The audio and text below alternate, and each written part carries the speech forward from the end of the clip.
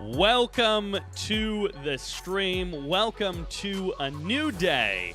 And this stream is, of course, sponsored by Surfshark VPN. We're going to be getting into some of the cool features that their sponsorship has enabled, and I think you guys are going to really appreciate it. I have been so excited that today was actually supposed to be a Gen Evo stream, and I changed it. I changed it to be a Red Alert 3 subscriber replay stream because I am so excited to show off the stuff that we have today. And we have a little bit of a clock that we have to chase.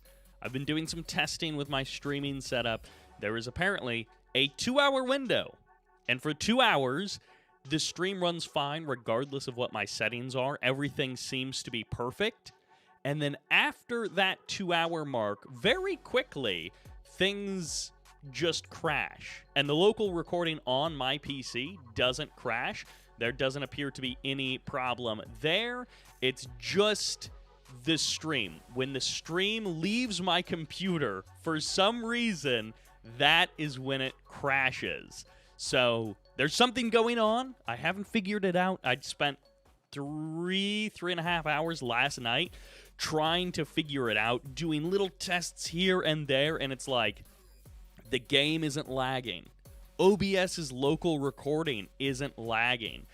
The only lag is happening as OBS is encoding or on transmission to YouTube. I tried different ingest servers. I tried resetting my stream key.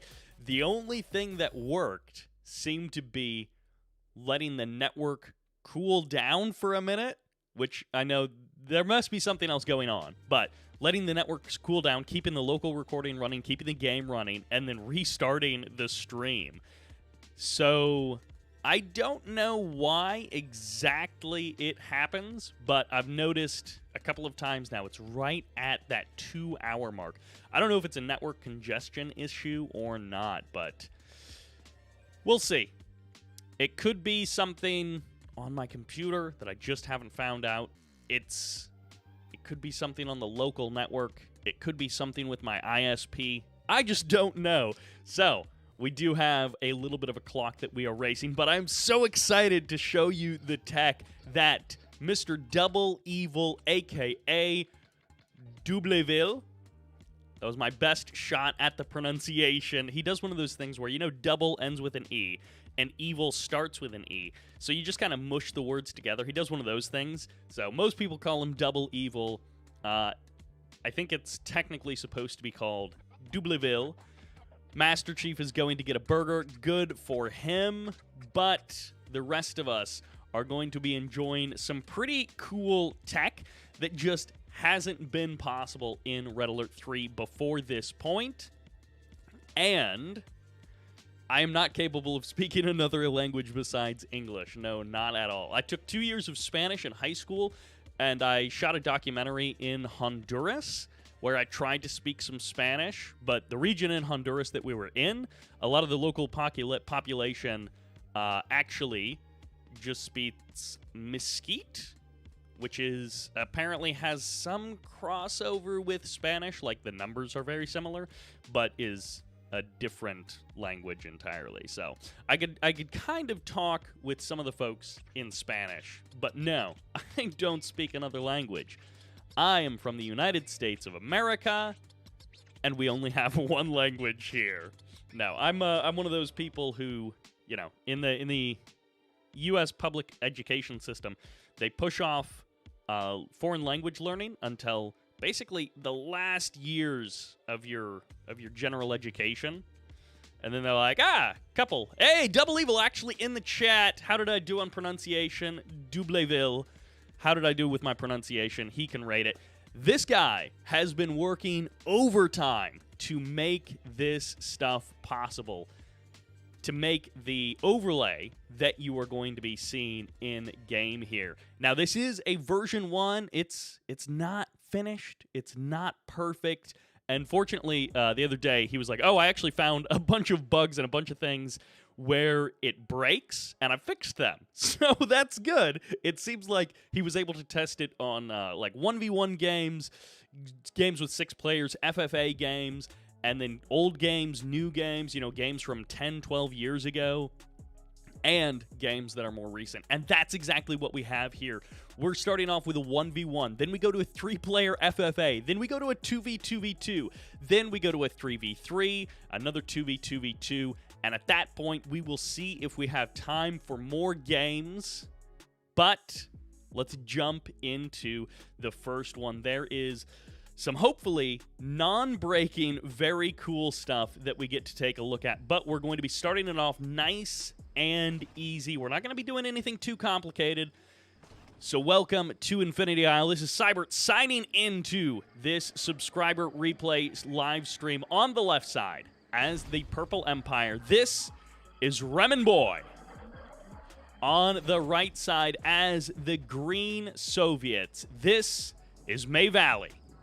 May Valley versus remanboy. Maybe it's supposed to be Roman Boy. I don't know. But that is the new overlay in its glory.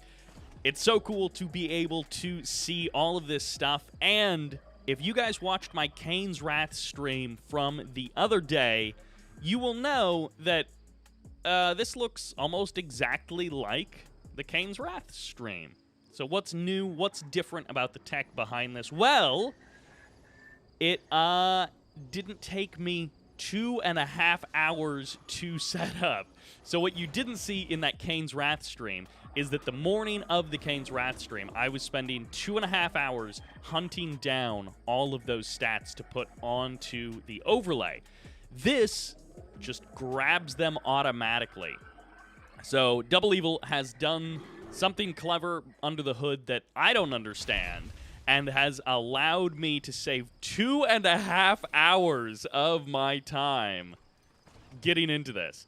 So even more, because this overlay actually works with 5 players, with 6 players. It doesn't matter. And if you guys watch my YouTube channel, I assume that you do, then you know that on team games, I never mess around with having the income displayed, with tracking 5 or 6 players worth of power used versus max power, buildings constructed versus, or I guess it's buildings on the map, versus units on the map, income, total spent. I don't track any of that stuff. I just put their names up on the board because tracking all of that stuff is such a hassle. And we're going to be getting into some bigger player games that are going to have all of those stats on screen for you. And that is mostly due to the hard work of Double Evil. I was sort of doing a finger painting with my Kane's Wrath stream the other day, and Double Evil came along and is like, let me show you some real stuff. So big thanks to him. Another person working behind the scenes is Lily, who is working to enable all of this for Kane's Wrath as well. A little bit of harassment coming in. It's been a bit of a slow start in the Soviets versus Empire game. Raymond Boy, or Roman Boy, is here for a bit of harassment, but he's going to be losing a couple of the Tengus on in this attack. Sicko will not be able to get the kill as the Tengu transforms right in time. That terror drone goes down, and Roman Boy is able to save one of his Tengus. Of course, he did lose one to the Bullfrog, so I guess in that sense, it's sort of a net 0. But all things considered, saving a Tengu instead of losing 2 is always good for the Empire player. And do we have Tier 2 here for our Empire player? It looks like we may. A little bit of a visual glitch with Red Alert 3. No lights on the top of the Mecha Bay. It happens sometimes. Unfortunately, Double Evil's code can't fix everything, but it can at least fix the overlays. And hopefully, when we move into Kane's Wrath, the way that he's doing the overlays will actually solve the income problem that I've been having. So, I mean, you guys have seen sometimes when a GDI or a NOD player is above usually 3,000-ish resources, and they stay above that, it'll kind of just freeze in position, and it's sort of like saying, yeah, this player has more than 3K resources. And hopefully that will fix that problem, so we'll always be able to see exactly what they've got. Bullfrog goes down. Tengus get tagged a little bit, but they're going to be able to escape that hammer tank. Slow on the expansion is our Empire player. remanboy is not taking a third, has not taken a fourth, no high ground, no water. He is sticking with his 2 refineries in his main base, which honestly seems a bit of a mistake. All right, 3rd refinery coming up. A Tier 2 Empire player can't afford very much on just 2 refineries, but if they're able to be efficient, maybe he can make it work. We'll see how long that 3rd refinery stays up and running. May Valley moving into the middle of the map. A couple of hammer tanks, terror drone, and a sickle, which, by the way, I do understand for anyone coming from a remotely modern game, like, say, StarCraft 2, which the Observer UI when StarCraft 2 launched, not super great, but obviously the Observer UI for StarCraft 2 has been pretty fantastic for 6 or 7 or 8 years now. And we just don't have those kind of features here in Command & Conquer, so it's cool to be able to see some of that stuff finally added in 150 years after Red Alert 3 was released. Hammer tanks going down. One gets picked off nice and easy. The second one goes down as well, and that was a pretty non-committal attack, but the Tengus are going to pay a little bit of a price for it. They're going to try and escape. Hammer tanks are going to be able to clean up a couple of Tengus on exit. Trading 2 Tengus for 2 hammer tanks is an all-right trade for our Empire player. Could have even potentially picked up an additional hammer tank. This hammer tank is completely off the rails. I'm not sure where he is going, but it does look like there is also a sudden transport out on the map. Still Tier 1 on the barracks, so no Eureka Rush or anything like that. Nothing too crazy from this sudden transport. It might be an engineer cap. Yeah, he's heading around the north side of the map, so it could be tank busters for a bit of harassment. Could be engineer. Could be a mix of tank busters and Imperial Warriors. Any of those things. That striker's dead. One way or the other, if you transform, the bullfrogs will immediately shut you down. 4 bullfrogs in very close proximity like that is not a recipe for success for the Empire player. And for now, remanboy is just completely pulling away from the front line. If he loses this Mecha Bay, he does have a couple of tank busters to worry about. 1 bullfrog goes down. 2nd bullfrog doesn't quite get eliminated, but the Tengus are here. They are getting slapped down as well. And it appears that these Tengus will sacrifice themselves one at a time and be able to get the kills that way. But no, the tank busters actually all survived. I didn't realize none of them got crushed. I thought at least one of them got crushed, and now these tank busters are going to try and save the Mecha Bay, but it might be too late. These hammer tanks are pretty much dead one way or the other. Their only real hope is to be able to kill off this Mecha Bay, get as much value as they possibly can. 1, 2 tank busters go down to the crush, and the hammer tanks will get the kill on the Mecha Bay. That's a Tier 2 Mecha Bay annihilated by the Soviet player. Rebuilding is going well. May Valley behind this. No parade push, no reinforcements streaming across the map, but the army was rebuilt, and actually the MCV has crossed the map. May Valley taking the aggression to their opponent. Mecha Bay has been restarted. Barracks has been restarted, but this is potentially going to be a 4-refinery Soviet player. Need some bullfrogs in here. Where are the bullfrogs? Waiting over here, and it's only 2 bullfrogs. This is enough strikers that they would have started targeting down that Conyard. It would have been trouble for this Soviet player. In this case, they were going for the base defenses first. Striker's going to be getting scared, but the tank busters aren't, at least not just yet. This is kind of free for May Valley, who could have taken a ton more damage on that MCV. Could have lost a lot more health, even potentially be forced to pack up and run for the hills. But Roman survives, May Valley survives, and so far this 3rd refinery, which is completely exposed, hasn't been harassed at all. 1 terror drone around the side of the map could provide a bit of harassment for May Valley to just go for a little bit of poke and prod, be able to shut that down. Sickle does get annihilated. Tank busters don't have anything to fear in that case, but the hammer tanks can, of course, go for the crush. Tank busters are going to hope to get a little bit of a backstab, but it doesn't work. The terror drone and the hammer tank get the kill, and round 2 of this attack is starting up. Striker's going to be able to clean up 1 hammer tank, but there is still 5 of them here. They're going to be able to trade out against the Tengus, who can only really go for the honorable discharge to get as much damage as possible. And now from the high ground, the tank busters have not struck. They are instead still hiding in the ground. The 4th refinery is coming up for the Soviet player, and once again, the barracks goes down. Satellites getting called in on the ore refinery. And remanboy not finding a lot of success here in this 1v1. May Valley feeling good about this game. Getting pretty much all of the wins. Oh, that MCV coming close to death. Of course, it wouldn't have been a total loss because while I'm killing your war factory, my war factory can still pump out units. And with 4 refineries out on the field, it's pretty easy to recover from that.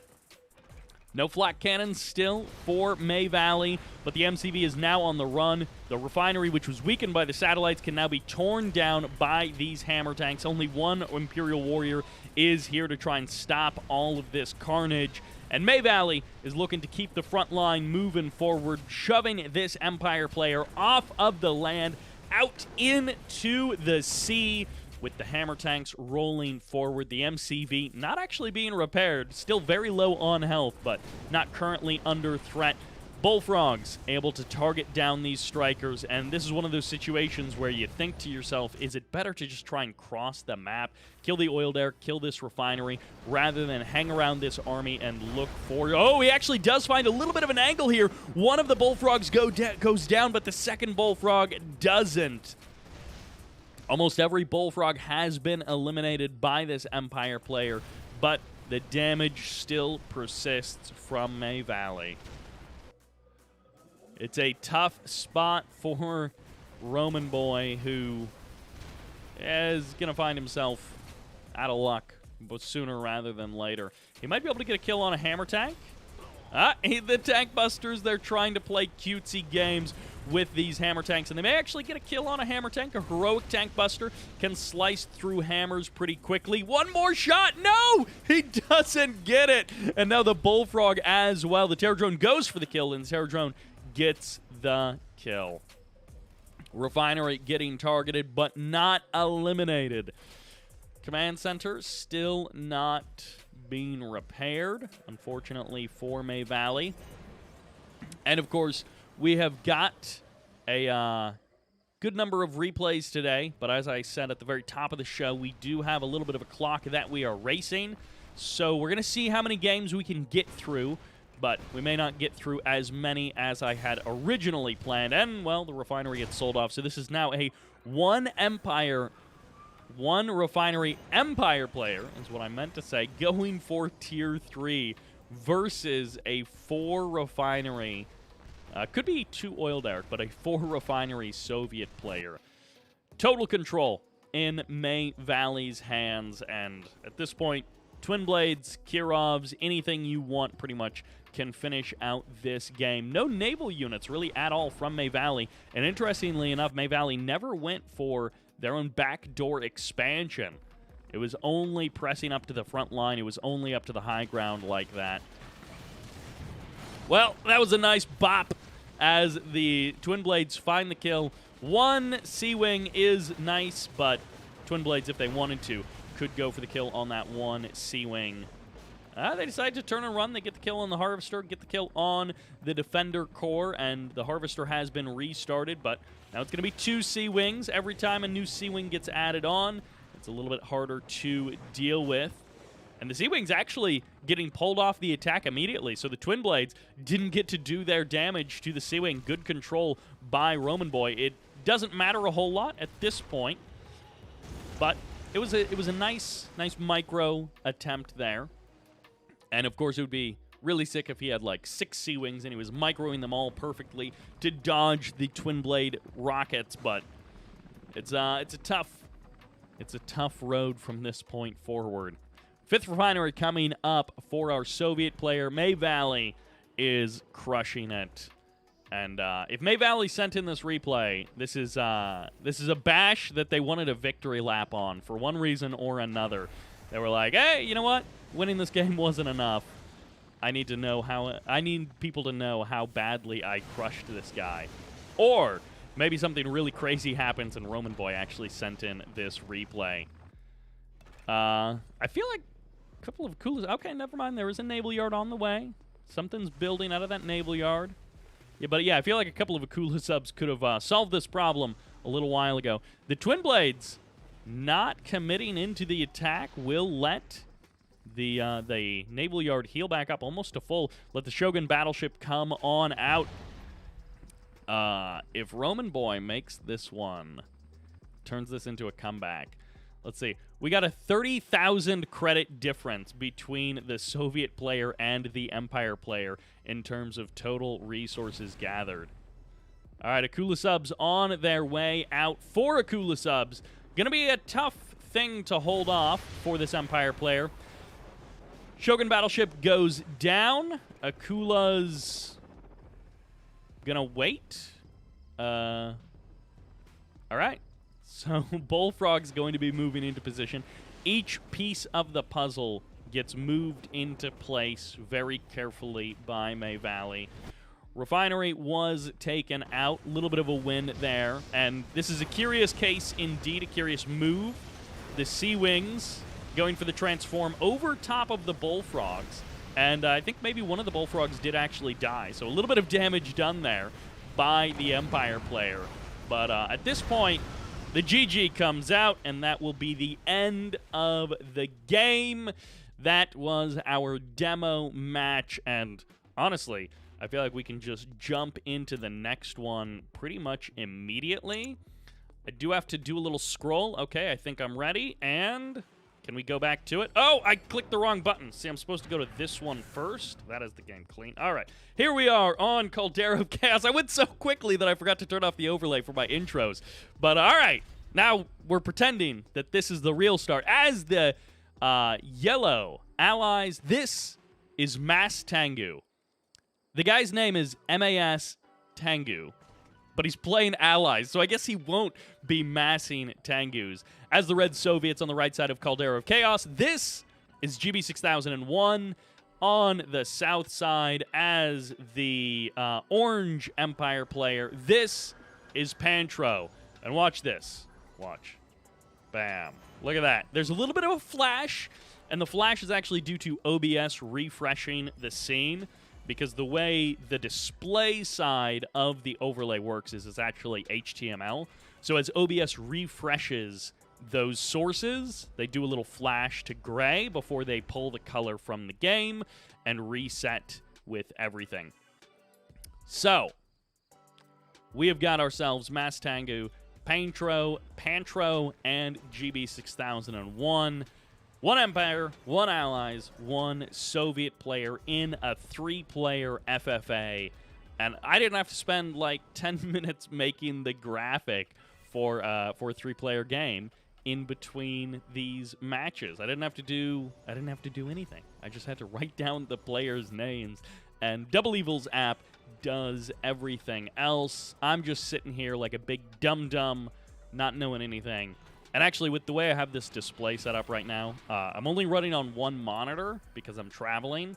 But I can't see any of the info displayed. So, like, if I wanted to see how much money each player has, I have to, like, full screen OBS, which isn't my normal setup. But in the travel world, this is what we have to do.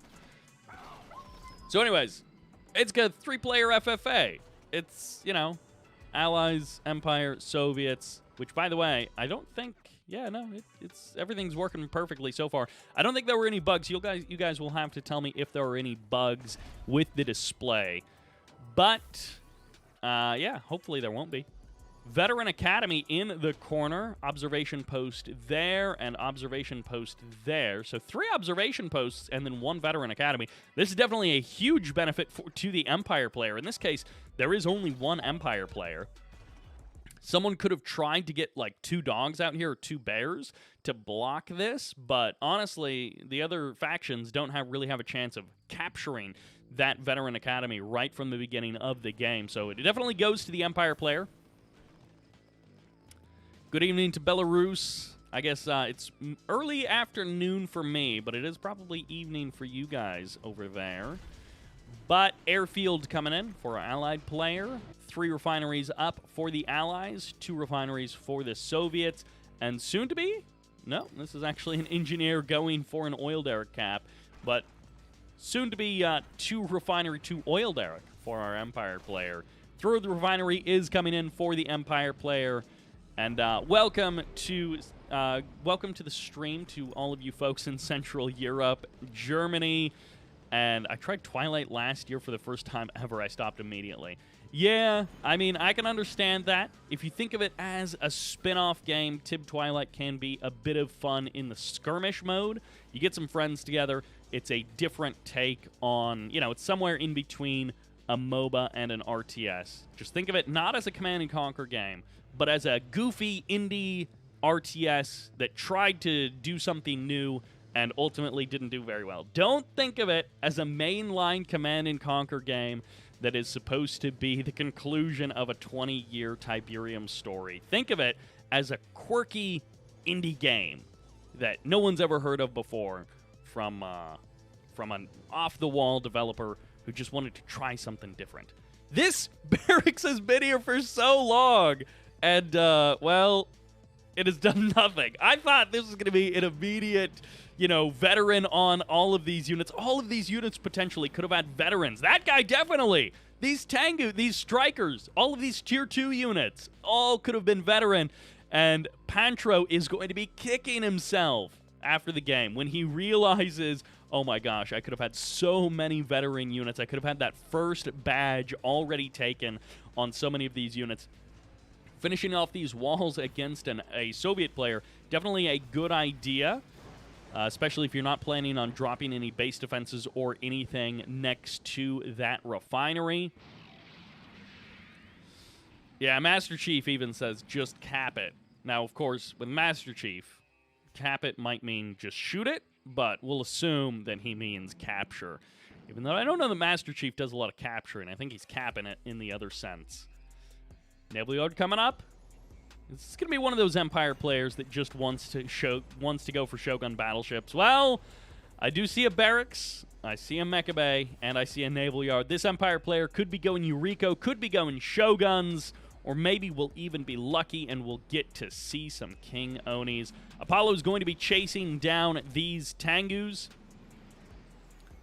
4 Apollos? No, 3 Apollos, 1 Vindicator. 1 Vindicator, he was going out for a walk. He was going for a look. He did see on the high ground. He saw the nanotech mainframe. Power plant going to be coming in shortly here for our Orange Empire player.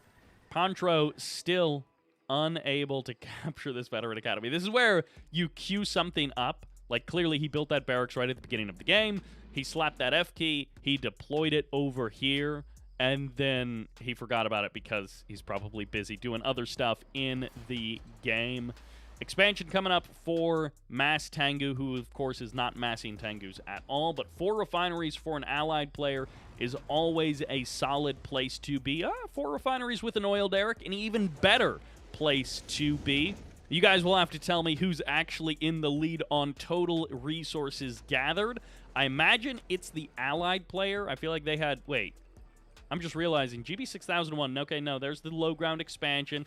GB6001 playing a little bit of SimCity. This is, you have to appreciate, this is visually a very nicely laid out base. Look at the double reactors there and there. Super reactor kind of placed in the middle of everything, but also base defenses spread out so nicely. This is a little bit of a SimCity game and not so much an action-packed game. Slow expansions for most of these players. I feel like Mass Tengu got his 3rd up pretty quickly. Maybe a little bit slow on the 4th, but everyone else was pretty slow on the 3rd. So getting a quick 3rd, always good in an FFA. And always with the FFA, you attack your opponent while you hope that your other opponent is not stabbing you in the back. In this case, Pantro is going to be wishing I had some veteran units to be in this game, because currently I'm just going to be dying with no veteran units at all. Poor guy. Reminds me of that time Masterleaf forgot to cap a tip spike and had an engineer standing right next to it for like a 30-minute game. And it's like, he's one of the best players in the game. His mechanics are so solid, and then he just forgets an engineer. And it's like, it happens to everyone. We all do it sooner or later. We forget our engineers. We make little mistakes like that. But we still got to point it out. We still got to imagine, why are you turning around? Why are you turning around? Okay, there's Wave Force artillery on the high ground. That's fair. That's fair. If you don't have Athena cannons, that's definitely a fair move to make. Cryocopter's going to be going for the Shrink. Harvester brought to the front line. This guy's like, you're going to kill my refinery. I'm just going to send my Harvester out to fight you. Eureka Omega is on the front line, but no Shogun battleships yet. I can't tell if that's Tier 2 or Tier 3. We'll assume that he is going for Shoguns. Wave Force are here. No premature fires, but that was a nice lineup. The shot did manage to take down a couple of IFVs. Eureka goes down, but not before clearing out a chunk of the infantry, and this allied army is still pushing up the hill, but King Oni says it's time to stop. King Oni knocking down that Guardian tank, and this last Guardian tank just painting the King Oni with a laser, even though nothing is attacking them. The laser painter has such a greater range than all of the other units that your laser painter tank always ends up behind your army, which is where you want it anyways. But then it always is like the last one standing, and there's nothing left to actually be utilized to utilize the double damage from the laser pointer. But, you know, you still got it. Laser pointer, laser painter, what's the difference? No Shogun battleships just yet. Allies tried to push up to the high ground, but yeah, honestly, going against Wave Force artillery when you have no Athenas, pretty difficult. One of the things that I did while I was testing the stream yesterday is, amongst big periods of doing basically literally nothing, watching like brutal AI fight it out in like 40-minute long games because I'm just stress testing the connection, I also decided to then play a game where I built essentially nothing but Athena cannons and Apollos. And it actually went very well until every time I looked away from my Athena cannons, they got one-clicked. And it's like, oh, my Athena cannons are murdering everything that approaches them. And then I look away and like a vacuum imploder lands in the middle of them and 40 grand of Athena cannons just disappear. Oh, oops. Ooh, GB 6001, this sneaky expansion into the corner. Who's actually ahead? Oh, GB 6001 is currently sitting on 10 grand in the bank. 40K total. The other players are ahead. So, yeah, the yellow allied player is currently leading the pack with around 50K total gathered. But that is not necessarily reflective of how much money is currently out on the map, because a big chunk of that money was spent on that army that has been eviscerated, whereas GB 6001 has been saving all of his money for perhaps a triple airfield. Is this going to be 2 airfields or 3? Again, GB 6001 playing SimCity, but looking good while doing it. It's just like pure airfields. It is this lovely layout with sentry guns and Tesla coils. And it looks like Mastengu, who goes for the quick expansion, the command hub, where you shrink down the harvester with the cryocopter so that it gets to your expansion faster. The drive time is much shorter when you do it that way. And, of course, it still has to set up. You still have a little bit of time before you can actually place down that refinery. But, actually, Mastengu looks like he's going to time out pretty darn perfectly. Look at that. Nicely done. If that refinery plops down... Refinery? Hey, okay, not bad. The timing was pretty close. Mastengu goes for not really a massive anything. I mean... 1 Guardian, 1 IFV, 1 Athena, 1 Mirage. I guess 4 Cryocopters. That's the closest thing to a mass of anything that the player Mastengu is going for. But Mastengu doing a good job spending all of his cash. Not necessarily going to be prepared when 40,000 Twin Blades roll up to the base. Oh, 4 airfield. Goes for MiGs first. Not activating all 4 airfields just yet. Only 2 of the airfields were really building anything. I guess only 1, because he only queued up MiG. So GB 6001 going to be going for the airfield mass Twin Blade build, we assume, but the Twin Blades have yet to actually show up. A couple of Apollos going to be trading with these Tengus, and the Striker is going to get in a couple of shots as well. 1 Apollo goes down. Athena Cannon's burning down some of these units, and once again, we got a retreat from our allied player, so we're just going to skip forward a little bit. I never did test this overlay with fast forwarding. I don't think that will matter, but hopefully this is not the one thing that breaks the game, is that you cannot fast forward. I guess, actually, well, one of the cool things that Double Evil built into this app is I have a little button that I can go, boop, stop tracking, and now, look at that, everything is frozen. You guys are as blind as I am you don't have any stats, and then I can click start tracking, and bam, everything goes back to where it should be. So I guess if the fast forwarding was a problem, I could just start tracking after the fast forward. Again, these streams, kind of like a tech demo. If you were here for the Kane's Wrath stream, then you know that a chunk of that stream was just testing out the tech and trying to keep an eye on everything. Uh-oh. Did we hit 4 digits for power? Yeah, we did. So GB 6001, this is where I said to myself, all right, there's this bug that happens where if I have the larger font size, then it actually breaks the way 4-digit power displays. So we're going to try and fix that for you guys. As these cryocopters are going for the shrink. Oh, no. Oh, no. Now I'm really messing things up. All right. I think it's close enough to fixed. So that's one of the things that we'll work on fixing. But if you're in a 1v1, typically you never get up to 4-digit power consumption. King Oni is going to be rushing forward, and they're going to be targeting down the Mirage tank. Everything else is hidden here, but this is so many cryocopters from mastengu that it's going to be difficult for King Oni's alone to do anything, but that was just the first wave. Wave 2 is going to be Tengu's strikers, more King Onis and Wave 4s as they burst down the hill, and mastengu is going to have to dodge a cryo shot, but he's keeping the front line moving forward as he breaks down this attacking allied army, and he crushes through those high-tech units to get to the soft, squishy expansion of this allied player. Shrink Ray is the killer of all Empire units. These King Onis looking laughable as they get crushed by an Athena cannon, as they get shot by a Guardian, and as they get blasted by the Mirage. GB 6001 sitting on his side of the map, just hanging out, having a good time by himself, playing SimCity, while mastengu and Pantro go for the kill, go for the throat, and try and annihilate each other. 3, 4, 5 refineries. It doesn't matter how many you've got mastengu if you got no production facilities. A couple of Peacekeepers may be able to knock it down the rest of these tank busters, and these cryocopters have not been dealt with, so they're still freezing and shrinking everything on this map. And unfortunately for Pantro, the assault may run out there. And that will do it for that attack. Massive damage done to the allied army, but not enough. And of course, on the south side, well, it's a player who's built 1 million Tengus. We've seen this strategy all too many times over the course of 2022.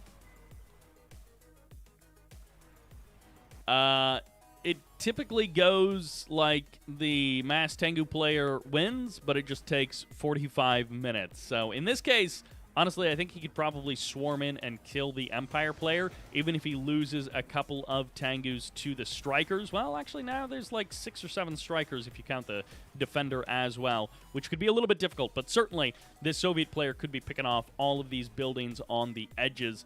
And if they wanted to go for the Allied player, well, IFVs and Javelins will be a little bit of trouble. The Apollos will be dealt with by the massive number of MiGs. And again, mastengu and Pantro, they are happy to just fight it out amongst each other, never actually attacking GB 6001, who I think literally has never been attacked over the course of this game, just like this Veteran Academy in the corner, never being captured. But oh well. That is how things happen sometimes. Sea-Wing's going to be able to dodge that cryoblast from the sky. Nicely done. Refinery goes down. And the rest of this allied base did survive the onslaught, but those Shogun battleships are tearing down the main base. You think you're fancy, you think you're cool with all of your allied tech. Well, Shogun battleships are apparently the great equalizer in this case.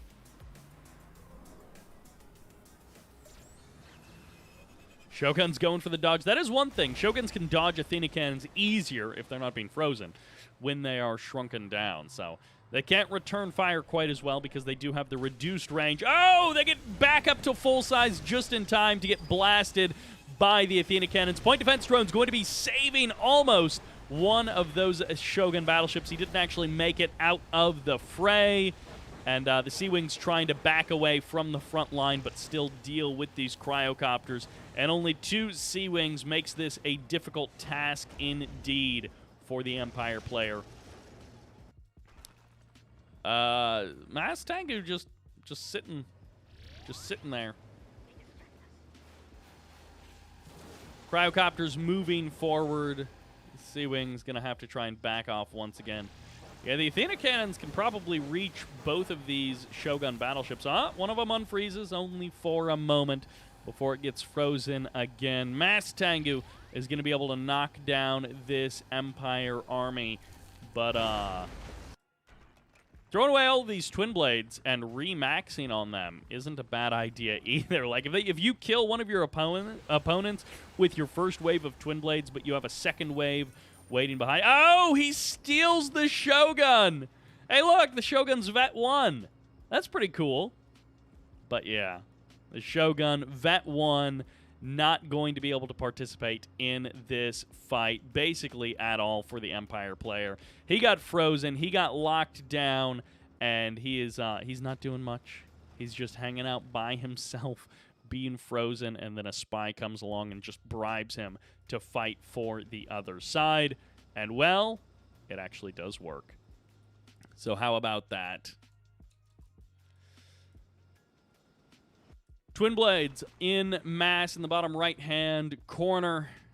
Don't approach this army without Athena cannons. This seems like a bad army to fight this Empire army on the top of the hill. Never mind. As whatever these are, King Onis, not going to be much of a match if they're frozen. Although in this case, most of the army did dodge that Cryogeddon. It did force 2 of the King Onis down to be easily annihilated by this allied firepower. And now the allied army is just going to try and run away. But this is a lot of Empire firepower ready and waiting to go. Sputnik expansions just about everywhere. He also stole this oil derrick. GB6001 stealing a random oil derrick, not necessarily doing anything active in the game out on the map. Eureka once again back in this fight, and this is going to be perhaps the end of the allied player, and indeed it is, as the allied player actually just taps out. And so now quite suddenly we have maybe a little bit of a problem, but bam! Look at that. We're back into it. We've got ourselves, we just turn off that layer, and now suddenly everything is better. All right. So the overlay is a little bit broken right now because there's a little bit of an unsightly gap in between the 2 names, but that's all right. That's okay. Is this just... What have you been doing, Red? How much money has this guy got? 17 grand in the bank, 121,000 total. So he has got the most money gathered out of the 2 players that are remaining, but not necessarily the most utilized. Not necessarily doing the best job of utilizing that. Maybe this is just here to scout. He just wants to know if anyone else grabs that veteran academy. It would be kind of crazy if he hadn't noticed it over the entire course of this game. I mean, it is possible. Final Squadron gets called in, destroys that Sputnik. Twin Blade's going to be moving into the middle of the map. Yeah, they're moving into the middle of the map. How about that? They will be able to find 1 refinery. Nice and easy. They killed off Eureka? No, they blew up the building. All right, are you remaxing on Twin Blades? It looks like no. The answer is no. But, hey, Veteran Academy! Wah, wah, wah, wah, wah. We'll give the Veteran Academy all of the luster that it deserves. Look at that. All right, now we'll get back to the game. Bonk. All right, Twin Blades circling the map. You can start rebuilding your army now. Like, you have to trade out the Twin Blades at some point. You can't just have, like, a bloodless victory if you're the mass Twin Blade player. Sooner or later, you lose some of the Twin Blades, but I guess he could go kill that refinery. That would be pretty easy. Maybe pick off some of these power plants in the back of the base. He might be able to dive on the MCV and just get it in one burst, even though that many of the Twin Blades would die. Could move over. Try and catch the final squadron or kill off these tank busters. All right, mastengu, Mass Twin Blade versus everything that this Empire player has. The Tengu's going to be little match for the Soviet MiGs. As the satellites fall, some of the air units pay the price, but ultimately, everything on the ground will be crushed by the Mass Twin Blade. The King Onis get the right idea. Hey, we can't do anything in this fight. We might as well move on and try and do any kind of damage that we can. But this is where it probably all will end. Oh, he goes for the super reactor. Well, it is a cute idea. He might actually get the kill on the super reactor. But, oh, low power mode! If only we knew, because there was an overlay that told us that he has low power mode. I wasn't even looking at how much power this guy had, like how close he was to low power mode. But, that super reactor, taking out a big chunk of that electricity, and now the Empire player has been completely spent and has no defense against the Mass Twin Blade. So, in this case, the moral of this story is do as little as you can and just get as much money as you can. And honestly, that's a pretty good moral. That's pretty true in many things in life. I don't know that we need to have some kind of in-depth summary of this game. I feel like we kind of all got it. So let's just jump into the next replay. We will try and not mess up the beginning of it like we did. It is going to be a 2v2v2 on Burnt Out Paradise. So it was always cool to see 2v2v2s on maps that aren't Carville. And let's just... Oh, I did it wrong again! There we go. Now let's transition into the game. Welcome to Burnt Out Paradise for a 2v2v2 in the north. Playing as the Red Empire. This is Naru. The teams are a little bit weird the way they divide up, but I think it'll make more sense once you see the mini-map. Their ally, as the Cyan allies, this is Mac.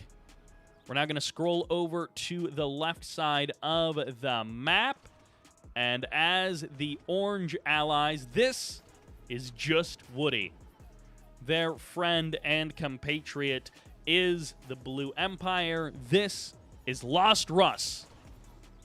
I don't know if he is lost and hoping to be found, or if his name is really Russ. Meanwhile, in the south, plain Empire, plain yellow. This is Doc, making our third team the purple and the yellow. As the purple Soviets, this is Honda. I just remembered that actually I moved around the overlay a little bit. So it's going to be a little bit broken, but don't worry. I thought ahead to this. I have a quick fix. There we go. Now everything looks perfect. That is what I probably should have done, but, you know, what can we do? We're not perfect here. Anyways, we've got a 6-player game. Oh, wait, no, I just realized I was supposed to prep this. I completely forgot until just now. All right, so it needs to be like this. See, we're doing this live, which makes it more exciting. Oh, no. All right. So, and then orange and blue. We're getting there. We're getting there. I completely forgot about this part of the process with this 6-player game. All right, see, now the teams are all together. You take the top 2 players, the middle 2 players, and then the bottom 2 players. And it's all together. There we go. We've got the UI all rearranged in the correct way, and I guess if we wanted to be even more proper, we could swap the last 2 players so that purple is on top and yellow is underneath. And now it is as aligned as it can be. We don't have white boxes or anything to group them together like I would normally do on my overlay, but 6 players in a 2v2v2. You can see their income. You can see their building. You can see their units, their power. Yes, as they get over 1,000 power, it is going to break a little bit, and they're going to start cascading onto each other. And that's just how it's going to be, unfortunately. Yeah, the overlay team, as Double Evil says, the overlay tool has no idea about teams yet. That's one of those things that this is a beta version, and hopefully the final version will be able to solve some of those problems. Double Evil has put a ton of work into it and making this 2v2v2 a little bit more clear for you guys, a little bit more polished and finished, as I feel like I've spent a lot of time just talking about the overlay, but I'm so excited about it. It represents such a big step forward to me personally. It's like it's such a big thing, but I understand that for you guys as a viewer, it's sort of like, well, I don't know, it kind of looks like normal videos, and it's like, yes, but it's live, and you know, it's just better. It's just better. You'll understand eventually. But we do have red and cyan versus orange and blue versus purple and yellow, and honestly, purple and yellow, they're the ones not embroiled in a fight at the current moment. Red and orange kind of going for each other for a minute there, and now they're still pretty close proximity to each other. So, I don't know if you're yellow. Do you double expand? Take the corners? Just try and sneak those out? Honestly, it wouldn't take them very long to have all of that cash be earned back. By the way, there's a ton of garages. There's garages and dry docks, like, everywhere on this map. You really do want to grab those garages. Big land fights means that those garages have such value as the game goes on. So you definitely want to make sure that you get them. Hospitals, you know, they can be nice as well, but they're not quite as nice as those garages. And, well, a couple of them have already been grabbed. I think one team is missing it. Yellow-purple seems to be missing this one over here, which would be nice and easy for them to grab. I mean, you could get the almost perfect set. There is no airfield for air repairs, but you could get the hospital, the garage, and the dry dock so that almost all of your units have repairs almost all of the time. But, you know, it's not perfect. One day we'll get a map with all 4. A 6-player map that has all 4 for each team.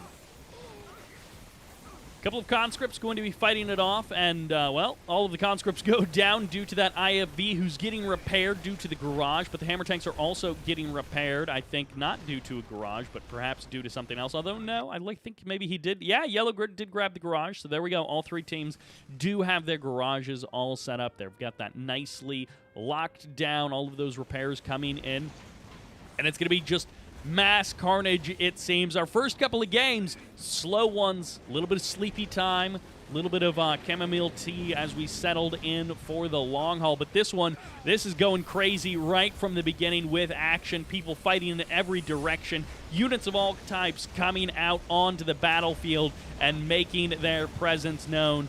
Tengu's going to be crashing down onto their allied units, but the airs have been cleared. The air has been made safe for this Empire player, and Mass Tank Buster seems to be the way to go. You snipe a dog with Mass Tank Buster as well. You just make it happen. You just crush everything that your opponent has, and then they can't do anything about it. But multi-gunner turrets are still pretty good, so it does seem like the multi-gunner turrets will be the place where this attack stops. Couple of tanks getting routed the wrong way. Those pathing problems can be so annoying, but one tank does survive courtesy of those free repairs. Meanwhile, on the right side of the map, it's going to be V4s firing off, and oh no, suddenly I feel like I'm not even prepared for this game. I've been lulled into a false sense of security by the slower pace of those first games. And now this game is going to be true insanity as Team Yellow and Purple, they say, no, we're not going to just sit back and macro up. We are going to strike out onto the map. We're going to make our presence known. And yeah, we could sit back. We could mass Twin Blades or something. Oh my gosh, he's actually going for Kirovs as well. He's getting his map presence to be known with Kirovs bombing out his opponents. But no, they're not sitting back. They're not taking it easy. One Twin Blade does try and go in for a little bit of harassment, gets shut down by those Apollos. And, well, I thought I saw another refinery coming on out from our Empire player, but I may be mistaken. I may have missed something. Okay, the MCV actually packs up and heads over there to the right side of the map. This could be a sneaky expansion over here. Could be a double naval yard kind of play, deploying a second naval yard. It's going to be Naganatana, Tana, Tuna, Tina cruisers out on the map as this Kirov steps forward for Honda. He says, it is time for me to make my presence known as he bombs out this refinery. And honestly, one Javelin Soldier and one IFV. Not much of a threat. A couple of more Javs are getting mixed into this army. No Apollos here. They're either dead or being kept busy somewhere else on the map as Natasha takes the shot and snipes someone out. And the Kirov looks for a couple more kills. Gets, I think, a power plant and gets the refinery as well. And now is chasing around these Javs. No, just go for the buildings. Although a couple of the Javs do walk into the bomb. So nicely done there by that Kirov, as Honda finds a couple of kills, but it looks like Mac may be able to hold this off with the help of Naru, the two of them together coming through for the defense. And no super weapons yet added into the game. Terror drone here on the right side of the map. And, well, it is going to be a couple of APOC tanks rolling forward. They get shrunk down, so they're forced to retreat. Oh, and the Vindicators come in for a bombing run. Apollos versus MiGs. Never a good fight for the MiG player, and no bullfrogs on the ground to help out those MiGs. So those Apollo going to be feeling good about itself. That Apollo is like, yeah, I'm the only one who survived. The fight of the walls. Well, ultimately, it'll be won by the player who has an Athena cannon, because Athena cannons are better than walls. Walls coming in for everyone. Oh, Master Chief has a team segregation idea. If it's just to create more space, well, okay, that's a fine idea. But, yeah, I mean, there are a bunch of ways that you can separate out the teams. I just haven't done any of that yet for this tech demo stream that you guys are seeing today. Vindicators come in. Cryo Shot comes in as well. Peacekeepers trying to push forward, but it's Mirage tanks behind that wall. That's not going to be an easy thing to overcome. I mean, I hope that the Mirage tanks would be fair, but honestly, there's very few infantry that can take down a Mirage tank. They just blast through huge numbers of all infantry. And Tengu's going to be finding another Kirov. Kirov's striking out in seemingly every direction from Honda. He is looking to take the fight to just about everyone. A reactor getting added on to this ore refinery as teams help out their teammates, and everyone plays nicely in the sandbox. Guardian Tank's going to be fighting it out with Guardian Tanks. So many laser painters going in every direction. I don't think laser painters stack. If they do, that would be pretty insane. You just have like 8 laser painter Guardians and then 1 Guardian that can one-shot anything on the planet. Cryoblast ready to fire off once again, and the Empire Army is going to kind of walk right into it. One tsunami and a whole host of infantry all getting frozen to death as the Guardians come forward to get their rank ups to blast down everything that they can. And that tsunami tank needs to take the one shot necessary to kill it off. And after, I don't know how long this game has been rolling, it does feel like most teams still have at least one strong player.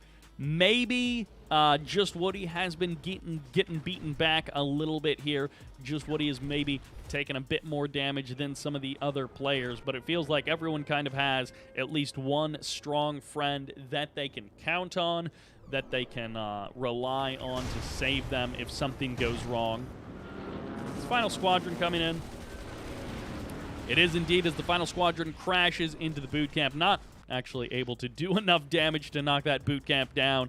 And big thanks to Root Fam. Love you too, man. I'm sure that our love is as true as any love in the world. But I appreciate you showing up. I'm glad you enjoy the videos and the streams. And I hope everyone today has been enjoying the tech demo brought to you by Surfshark VPN. There is a link in the description. There is a link in the chat as well. If you want to get 83% off and 3 months free, use my code Sybert, and Tengus will not be able to use that code because they're getting shot up by MiGs, but the MiGs are going to get overwhelmed if the Tengus would only engage with this fight, and they finally do. All of the Tengus show up just as the bullfrogs show up. The Tengus fly away to safety, and that engagement almost went terribly for Lost Russ, but he pulls it out in the end, saves pretty much all of his Tengus from that engagement. And once again, the double allied Naru and JustWoodies in the north. These two guys have been fighting since the first minute of the game. Apollo's camping out on top of this airfield, and they get the kill on the heroic Vindicator. Cryocopters are here. Guardian tanks blasting through everything that JustWoody has, and JustWoody might be our first casualty in this game. But Naru hasn't gotten the kill yet. There is still the hope of the revenge. There is still the hope of the comeback. And yeah, it kind of feels like Honda and Doc have been mostly biding their time, mostly playing it pretty calm and cool, not going too crazy with the aggression. I mean, we've seen some fights coming out from purple and yellow, but mostly it feels like they have been building up big time. They've got Naginatanas, they have got Shoguns, they have got Dreadnoughts. Everyone is ready to go. And yes, I do know it's Naginata, but that's okay. Sometimes I like to say Naginatana like it's a boat with a katana strapped to the front of it. War Factory goes down. MCV forced to pack up. JustWoody says, I'm not dead, you're dead, as the dog does get a pretty good bark off, but it's not good enough to completely lock down this infantry army. One more dog might get an amazing bark, but no, it doesn't quite manage to kill off that allied infantry army. And no, these Guardian tanks still haven't been dealt with. A multi-gunner turret does get deployed. Cryocopters trying to go for the freeze, but this is going to be a bit of a backstab as JustWoody finally strikes out against Naru and is actually doing some pretty significant damage to Naru. The MCV is going to try and push forward, and it's going to be not a push forward, it's going to be a retreat. I thought he was going to try and crush. I thought he was going to go for the old crush move, but no, he just says, I am out of here. I want nothing to do with any of this. It looks like one Guardian tank does get frozen, but does JustWoody have anything nearby to kill it off? I think that answer might be no. V4's on the ground. No, it's actually going to be Wave Force Artillery on the ground, blasting away at Lost Russ. And this is going to be difficult if JustWoody and Lost Russ are both getting beaten from opposite sides. It's going to be difficult for them to stay in this game for very much longer. Tsunami tanks from Doc coming around the corner, and they're going to find themselves a War Factory. They're going to find themselves a refinery and this defensive turret. And unfortunately for JustWoody, Mirage tanks can end almost any number of infantry. But the Athena cannon can also run forward and not fire a single shot. What was that? The Mirage tank just cuts down a huge section of the infantry, and then the Athena cannon just gives itself away to the rest of them. Tengu's going to be showing up for Doc to kill off both of those Chopper VXs. Tengu's will not be stopped. That striker just gets absolutely annihilated by those Tengus. Refineries in this position, difficult to hold on to, and in this case, they won't last for very long. War Factory in the main base goes down. Doc continues the damage to Lost Russ. Although Lost Russ's MCV has escaped, he does still have a refinery, and JustWoody also has some infrastructure over there on the left side of the map. He has been able to survive for now. Naru's MCV, having run away from the infantry horde, found refuge in near max base, near max units, and well, 2.5 minutes or a little bit less until the Psionic Decimator fires off. 3.5 minutes or a little less until the Vacuum Imploder fires off. Team Purple and Yellow have been a little bit active, but a little bit building up massive late-game armies, and that includes super weapons as well. Once again, JustWood and Naru going to be fighting each other. This time it's Naru on the attack as his Peacekeepers cut through the remaining infantry of JustWood. He had a good fight, he had a good attempt, but ultimately Naru has survived that attack, and JustWood is going to try and bounce back.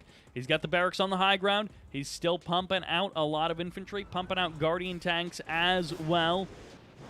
Lost Russ still has not been able to defeat Doc, but Doc hasn't totally killed Lost Russ. He has left this Mecha Bay around, which feels like a bit of a mistake. Feels like something that he should fix. And once again, JustWood is going to find a killer move here with pure infantry. I mean, yeah, that cryoblast from the sky did help out a lot. But actually, that was a spy! The spy, disguised as a peacekeeper, runs into the refinery just before the infantry completely destroy it. And Woody adding insult to injury with his spy. But Honda and Doc are the active threat on the right side. They could actually expand to the space as well.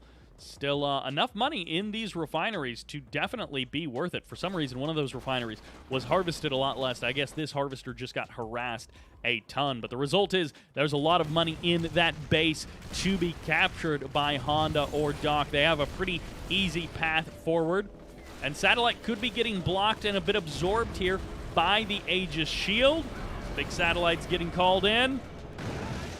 And the Aegis Shield will protect some of these buildings, but ultimately the War Factory takes a big chunk of damage. The power plant goes down, and these Twin Blades clean up both of the Athena cannons. And the Transform of the Tengus can deal with everything else that is left on the ground. Lost Russ finally getting some Tengus out on the map, doing a bit of damage, helping out JustWood in his fight against Naru. And Lost Russ, who has almost been kicked out of this game and has finally found maybe a little bit of refuge on the north side of the map, might actually be able to get out a refinery here in that position. Still has this refinery down here cranking, so he has had income this entire time. He has had that Mecha Bay this entire time. Peacekeepers against Javs who have Emperor's Rage. Turns out the Peacekeepers still win that fight. But Naru is the first player to be defeated. So I guess they are out of this game. What were they? Were they player 3? Hey, they were! And that was a good guess from me. And they are now off of the map. But of course that does mean that the overlay doesn't auto-adjust. So maybe that's something that could be fixed in the meantime. Just enjoy the nice gap that is present there as this Kirov bombs out JustWood's base. JustWood, who has hardly had any kind of a break this entire game. Naru started punching JustWood in the face basically right from the beginning.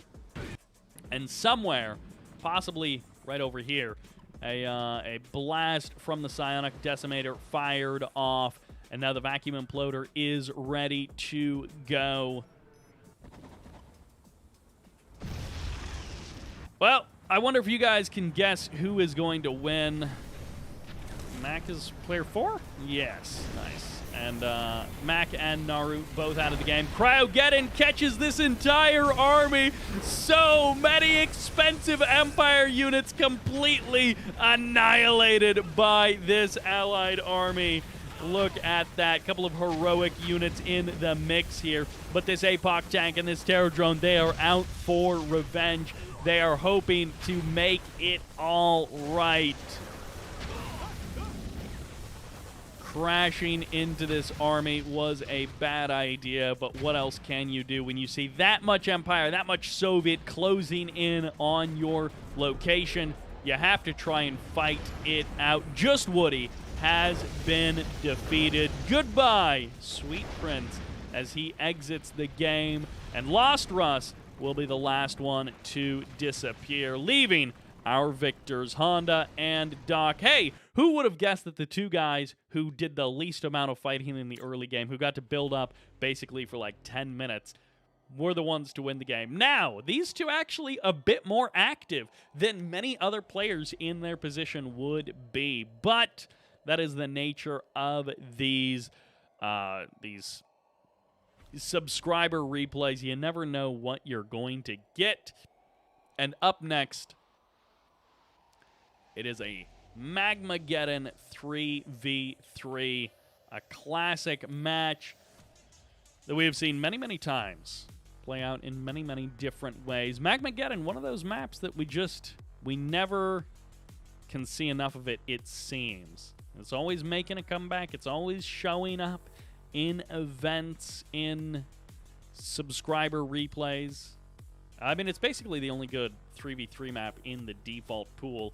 You have that other one, like Sub-Zero or whatever, but the Veteran Academies, I guess, and the layout of the map with the only one main, the main land path being basically a giant choke point, means that people generally don't like that one as much.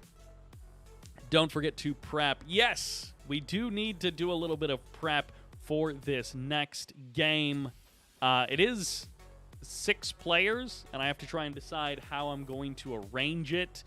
I guess I could try and switch over into studio mode, and then that way you guys won't see what I am preparing. Ooh, I'm being so sneaky. You guys are seeing the between game screen, but I am in studio mode, so I'm actually prepping the next match, and you guys just don't see it. But I can't really talk and do the prep at the same time because I have to use my brain. So I'm trying to, like, think of what I need to say and keep talking while also... Oh, no, I clicked the wrong button! Already it's falling apart. All right, there's the first player. Wait, I want this one to apply to that player. Oh, they were actually in the same spot as that last one. And then I need this one to apply to this player. And then it's going to be the top 3 versus the bottom 3. That's just, we're not going to try and separate things out other than that. Let's see.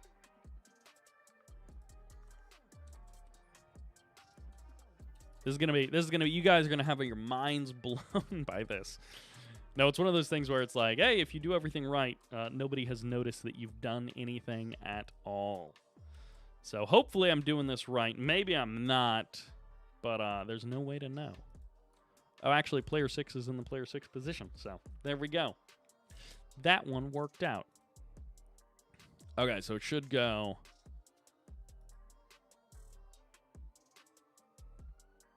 Oh, okay. Okay, I did this right. It looks like everything worked out.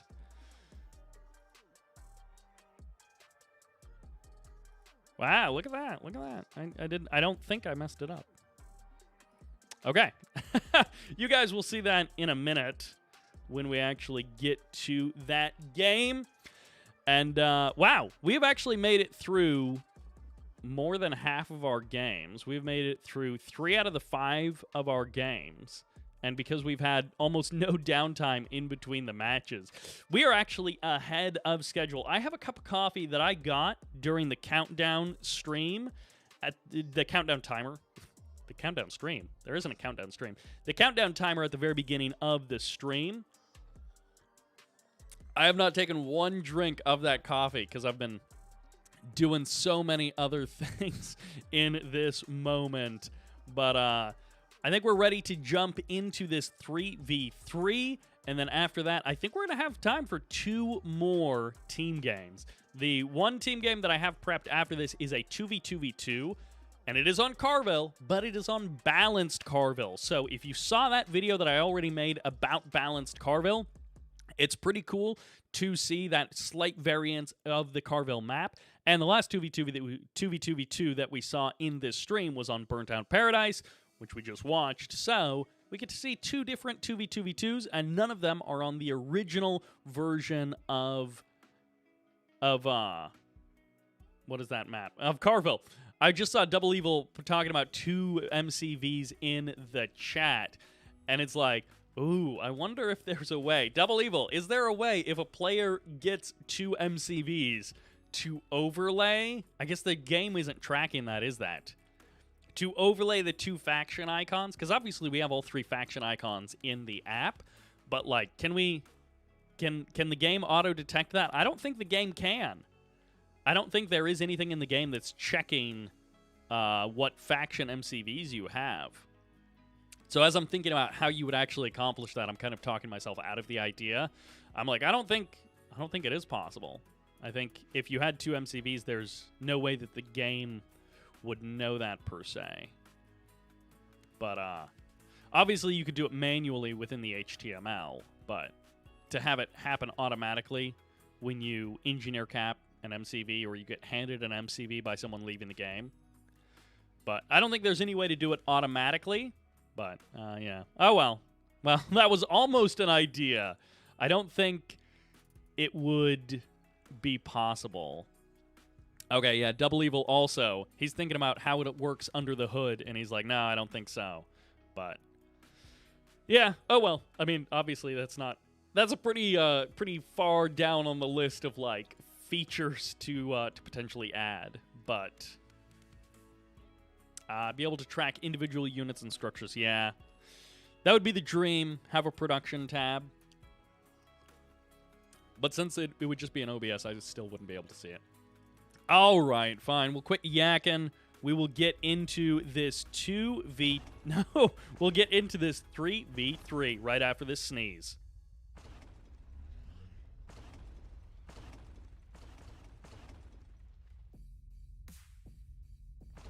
All right, that's where we find out if the mute button actually did work. Welcome to Magmageddon for a 3v3. In the top left-hand corner, as the Blue Soviets, this is babyfaceboretti. As the Green Empire, this is iaraum. Or if your name is supposed to be pronounced backwards, Mariah? I don't know. As this in the Yellow Empire in the south, this is WarServer, a name that I do know how to pronounce. Meanwhile, on the right side plane as the Red Allies, this is the Prince. In the middle plane as the Cyan Empire, this is Januest. And in the north plane as the Orange Empire, this is Musubi. Now, did I do it correctly? Bloop, bloop. Oh, look at that. Blue, green, yellow versus orange, cyan, red. It's all perfectly aligned. And no, they aren't well joined by teams or anything, but that's okay. You guys know it's the top 3 versus the bottom 3. And maybe there will be some way... Actually, no, Double Evil actually found out that you can like, edit the colors that people are playing. So in theory, what I could do is I could make every person on one team the same color, which in a game where you have like 5 Empire players, like this one, it would make it a little bit confusing as far as who's doing what. But we could do something where it's like 3 different shades of blue versus 3 different shades of red, and then it'd be really clear who is on whose team.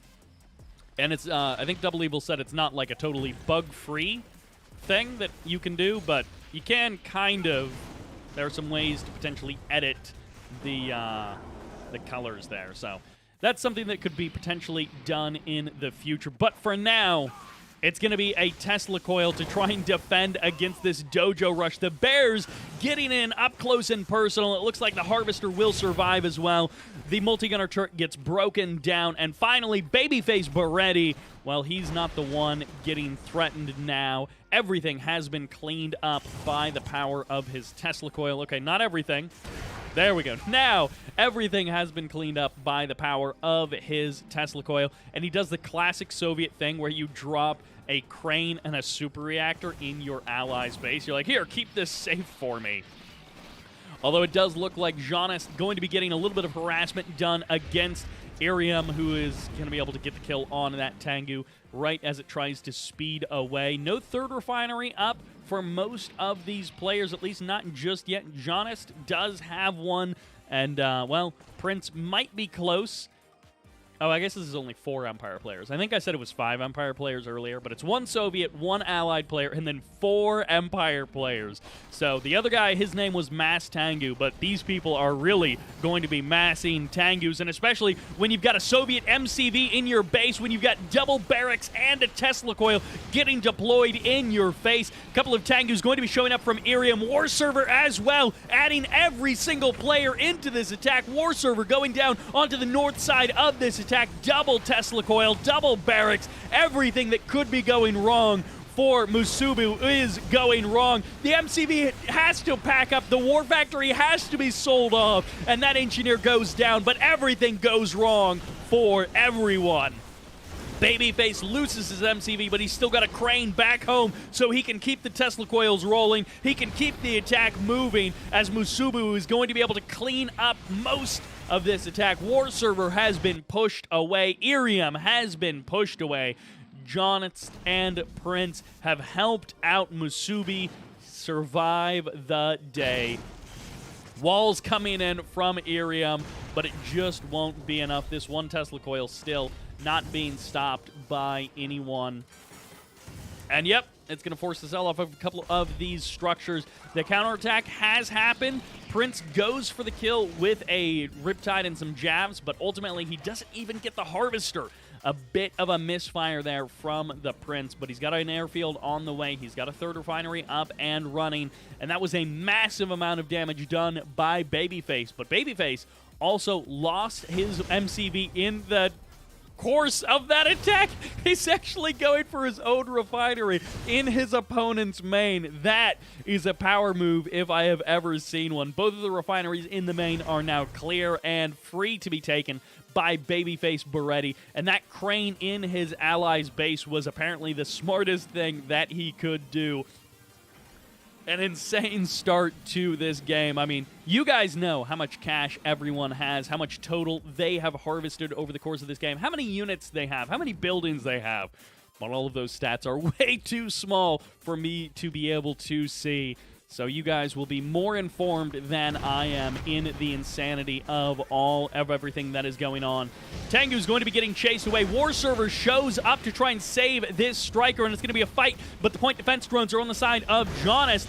Irium showing up as well. It is going to be just about 2 versus 1, and the Tengus will be overwhelmed. The striker does survive. The Apollos show up, but it's too little from Prince. As the Vindicators come in, they will be able to get a kill on a striker, and the super reactor has been delayed. But ultimately, this attack was mostly shut down. I cannot believe this one Tengu showed up at the last minute and got a kill on both of the strikers. One random Tengu at the last moment from musubi shows up and kills off 2 strikers because all of the other units were slightly out of position, and the transform did not come through to save those strikers. Unfortunately for Irium, no kill on that Tengu. Apollo's getting caught as they try and pass through this cloud of Tengus. Vindicators as well going to be getting stopped. Whatever Prince had planned with that attack, with that aerial strike, it will not work. A couple of flak troopers are here, but the Tesla coil is going to get the final say. And one by one, these Tengus may be able to break down that Tesla coil, may be able to clean up that final attack, but it's going to be only with the help of that honorable discharge. Tengu's going for the surround. I mean, yeah, they could kind of sacrifice themselves with the honorable discharge if they really wanted to. But they don't even need to. Airfield's getting camped by this Empire player. Apollo's in the sky. Irium going to be landing his Tengus. He is ready to fight alongside his teammate WarServer. There are so many team plays coming in pretty much on every corner of the map. Players joining together in defense and in attacks. Both cases, people are joining their allies to help them out any way that they need. And now it could be a big, massive Tengu transform. But there is 6 Apollos here. They may not have anywhere to land, but they've still got ammo in their guns. So if it's Tengu against Tengu, go for the transform. If it's Tengus and Apollos against just the Tengus of iaraum and WarServer, then it's probably a bad idea. It's going to be Stingrays as babyfaceboretti moves further out onto the map. 3 refinery babyface, maybe rebuilding his MCV at some point? Maybe not. The expansions will be very slow to come out on the map if he never rebuilds that MCV, but maybe that's the life he wants to live, is the no MCV life, as the Stingrays kill off the Harvester, kill off the refinery, and musubi is going to be not long for the game, not long for this world. And that will be the end of that attack. That one striker pushing away this army as Januest is looking for safe havens next to Prince. He's got all of those Apollos. He's now got an airfield out, so Prince is no longer dead in the water with those air units. But musubi is dead in the water if he doesn't come up with some kind of solution to this Stingray problem that he has.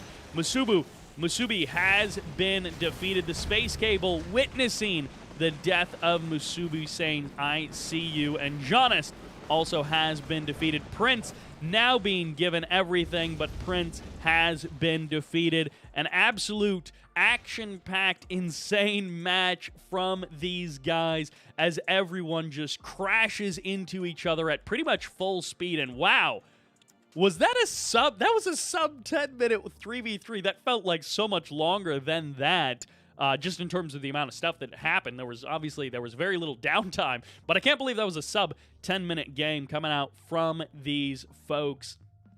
And that will do it for that match. We do have the Balanced Carville game to get to, and of course that will take a minute to set up. Not all that long to set up, all things considered. But we are cruising through some of these subscriber-submitted replays, some of these matches that you guys have sent in. It's been a mixed bag. We had some slow and steady ones. We had some pretty quick and action-packed ones as well. It's been sort of all over the place. Uh-oh, I think I may have actually loaded... Did I load the wrong replay? I may have, but that means that we can get to that in a minute. Big thanks to all of you folks for showing up to the stream, for hanging out. Of course, this stream is sponsored by Surfshark VPN, and we're going to take a quick minute to talk about them. Big thanks to Surfshark VPN for sponsoring this and the couple of other streams on YouTube this month. You can, of course, use my code Sybert to get 83% off and 3 extra months for free. Surfshark sponsorship has enabled these streams to happen. Their sponsorship has given me the opportunity to work on these streams, but also to help me to pay some of the folks who are helping out with this tech as well. So that is a big thanks to Surfshark for supporting the channel and through me supporting some of the Red Alert 3 and Command & Conquer community as well. Now, of course, if you guys were born in the 90s or before, you probably remember a time before HTTPS was everywhere. It's the standard now. It's something that we just take for granted, but there was once upon a time when that HTTPS wasn't everywhere. And I always wonder what's going on when you reach those websites where HTTPS isn't enabled, and it's like, oh, you actually, you've done something wrong somewhere. And so in those cases, you can use a VPN like Surfshark to encrypt your traffic so that if there is a security problem, it is on the website's end. You know that because the website has done something wrong, that your browser traffic may not be encrypted. Surfshark will encrypt it, so on your local network, as far as you can take charge of it, your data will be secure. Most websites, you know, they've got HTTPS enabled, so it's already encrypted. But I'm always like, what's going on when I run across one of those websites? And occasionally it's something like a landlord who has some very, very old standards, and you're like, are you kidding me? This is the person that I have to pay my rent to. And in that case, using a VPN to encrypt your traffic like Surfshark can ensure that if there is a security breach, it is not on your end. that it is not you not taking necessary precautions to encrypt that traffic, and that it is on their end, and it is someone else's problem. You can't fix their problems for you, but you can take charge of the encryption in those cases. And, of course,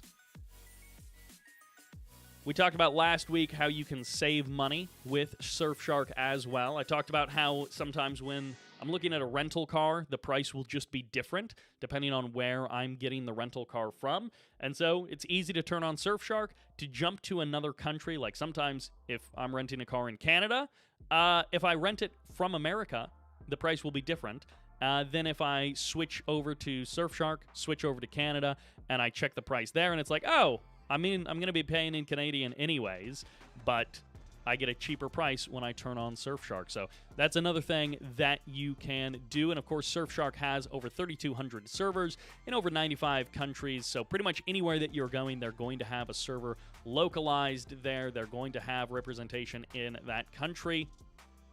And of course, another thing that I really like about Surfshark is the fact that there are no app limits.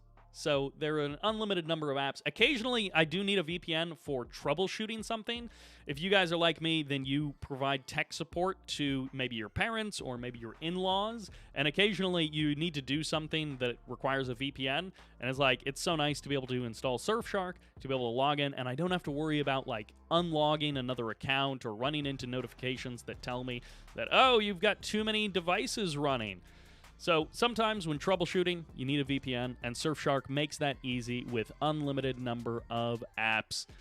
Covers me and my wife under our normal use cases, covers me while I'm traveling, and when I need to install it for a couple of minutes on someone else's device to troubleshoot something, it covers that as well. Nice and easy. Of course, all of the apps are very simple to use. There is no trouble to connect them, no trouble to disconnect them. If you're doing some kind of troubleshooting, sometimes that's all you need. It's just a quick check of something.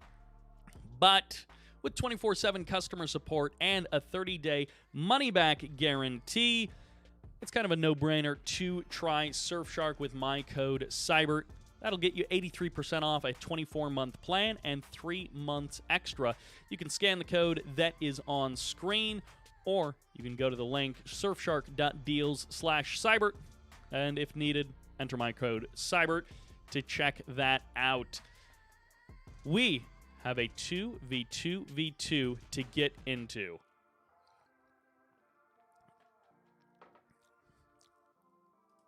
And I'm actually going to see, is this the same game that I was looking at earlier? Because I think, that's what it is. I do have 2 Balanced Carville games to potentially take a look at.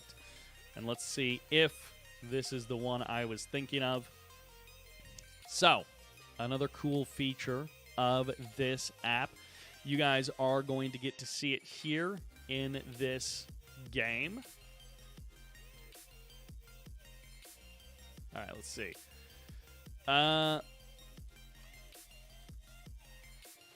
This will take a quick moment to set up.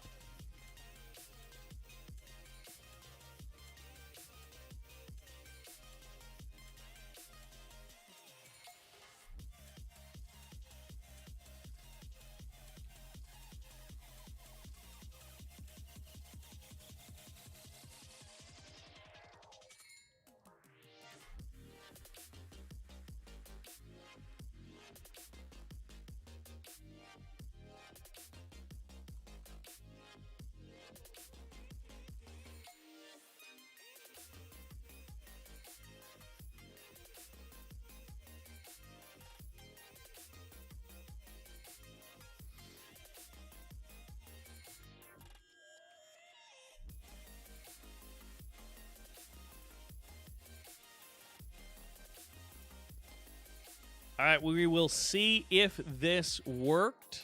I think I did everything right, so I think we will be all set when we load into this game. Now I just have to rearrange all of the player names so that they are in the correct order, in the way that you guys see them.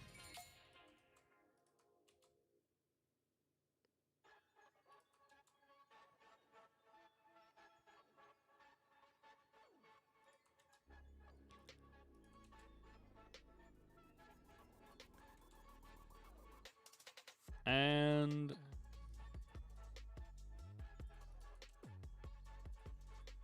Oh, no! I did it wrong. Okay. Now I'm actually going to do it right this time.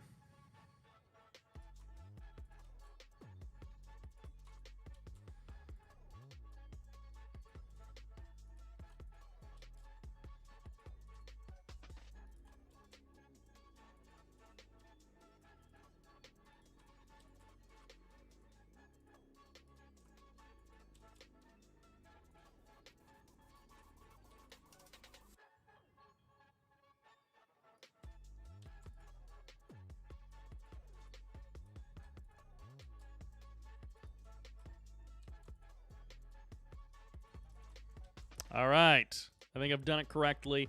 So when you see the names, they should all be correctly assigned, roughly grouped for this 2v2v2.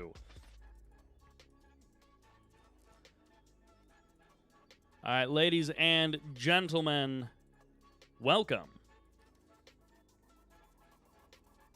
to Balanced Carville for game number 5 of the subscriber replay showcase. This may be the last game that we see today, depending on how the internet works out. In the north, playing as the blue, this is GeneralBombo. Playing as the Blue Soviets, but playing as the Cyan Soviets, his teammate, this is Dominic. Meanwhile, in the south, playing as a double allied team, playing the purple, this is Junderway, or Underway. And as the red allies, this is OP. Our third team, playing as the yellow allied player, this is Chin. And as the green empire, this is Ant. Now, in this case, we do have a mild deception going on. Let's see if it worked. I can rename people as I see fit. So some of these guys, they just have some numbers at the end of their names, or they, like OP, for example, the red allied player, his name is actually OP77, but I'm never going to call him OP77. I'm just going to call him OP. And of course, that means in my usual overlays in the game, it is just OP. But this overlay that Double Evil built pulls their name from the game. And so he included an overwrite so that, you know, if someone's name is wrong, like, you know, oftentimes Dimon is playing under the name Give Me Good 1v1s. Well, I'm not going to call him Give Me Good 1v1s. I am going to instead be calling him Dimon. And this way, it actually reflects that, and you guys can see it there as well. It's blue and cyan versus yellow and green versus purple and red. And yeah, their name is literally OP77. They're playing allies, which of course many people do consider to be OP. So everything lines up nicely. And Underway, who is playing the allied player on the land, unfortunately he won't be getting Underway with his navy. He'll be getting Underway with his ground forces. So pretty close to, you know, everything being correct. Double Soviet, double Allies, and then an Allies Empire team. Now, this is Balanced Carville. If you haven't seen this map, it's basically Carville with, I think, maybe a couple of extra refineries. Yeah, there shouldn't be 2 refineries in this position, for example. And there shouldn't be 2 refineries in this position, for example. So there are maybe a couple of extra refineries and different spawning positions. Overall, the map is like 99.9% the same, but we get some little tweaks and changes here or there. And wow, that is quite a fast chronosphere coming out here from Chin. As he is actually, I think some of these guys also have clan tags in their names as well. So the name override also lets me get rid of the clan tags. Most of the time, the clan tags are not relevant. There's some people who have, I don't know, like mates or SFT, or sometimes even, what was that other one? I guess NACL is another clan. But wow, this is super fast. Proton Collider and Chronosphere coming out from our yellow allied player, and he is going to be putting the pressure on everyone. He says, hey, if you want to stick around in this game, I'm going to be able to teleport your units anywhere that I want. I'm going to be able to blast your bases from afar, and there's basically nothing you can do about it. We'll see what all of the other players choose to do. OP has spread out quite nicely, taking a whole bunch of different buildings in both directions so that he does have eyes just about everywhere on the map that people could be attacking him from. Underway, on the other hand, going to be moving forward. He's got the IFVs, going to be targeting down that MCV, and the Peacekeepers are here to try and keep the peace. But Underway says, I am not backing down. I am not going to try and run away from you, although that one IFV does actually run away. The MCV taking some damage, but not enough damage to pack up and leave. OP team already looking very good. Yeah, you know, you could say that. The double allied team, we'll see if they're the ones actually who actually are the winners of this match. I mean, you do have to look at the Soviet team, who is basically not taking any fights in this moment. They're building up, they're expanding, they're not fighting anyone. They're letting their opponents get embroiled in essentially a 2v2 while the two Soviet players just sort of sit this one out. They're like, you know, let's just wait for a minute. And, well, never mind, because we may not have to wait all that long if Junderway. Oh, no, Dominic Rue! Dominic has been defeated out of the game. Our, nope, that's not it. Oh, is this purple player about to sell out completely? Or does he have... No, he does have a barracks down here. So Underway is basically sold out of the game, but not quite. There is a barracks. Maybe he managed to sneak an MCV somewhere else. Is he? What? What is going on? He's actually killing his ally. He's blasting away at his ally for some reason. I'm not sure if he's saying, like, I gotta need some space, but these two players are allies. I don't know what's going on. This is very strange to see someone force fire on their ally like this. I assume these are all just friends playing each other, but they are not so friendly anymore. Is he actually just going to target down all of this stuff? Junderway, a turncoat, just turning on his ally and saying, we are no longer friends. We are now enemies. And, well, Junderway has been defeated. He has done his damage, but he is now gone. And he is out of the map. So this is now a 1v1v2. And typically, the player who is in the teams of one doesn't do very well in these situations. That was I'll be honest, I've seen a lot of Red Alert 3 replays. I don't think I've ever seen one hack go quite this way. Dominic, I'm guessing, disconnected. Whatever it is the case, Dominic handed everything over to GeneralBombo. So GeneralBombo now has a double Soviet team by himself. So basically, he's just got a ton of cash. Actually, I guess there's probably a big income fluctuation. Yeah, he got 17 grand in the bank. Dominic hands over a bunch of cash, and GeneralBombo is like, well, now I got all this money, and I didn't necessarily have enough production facilities to spend it all. Does he only have one war factory? That seems very strange.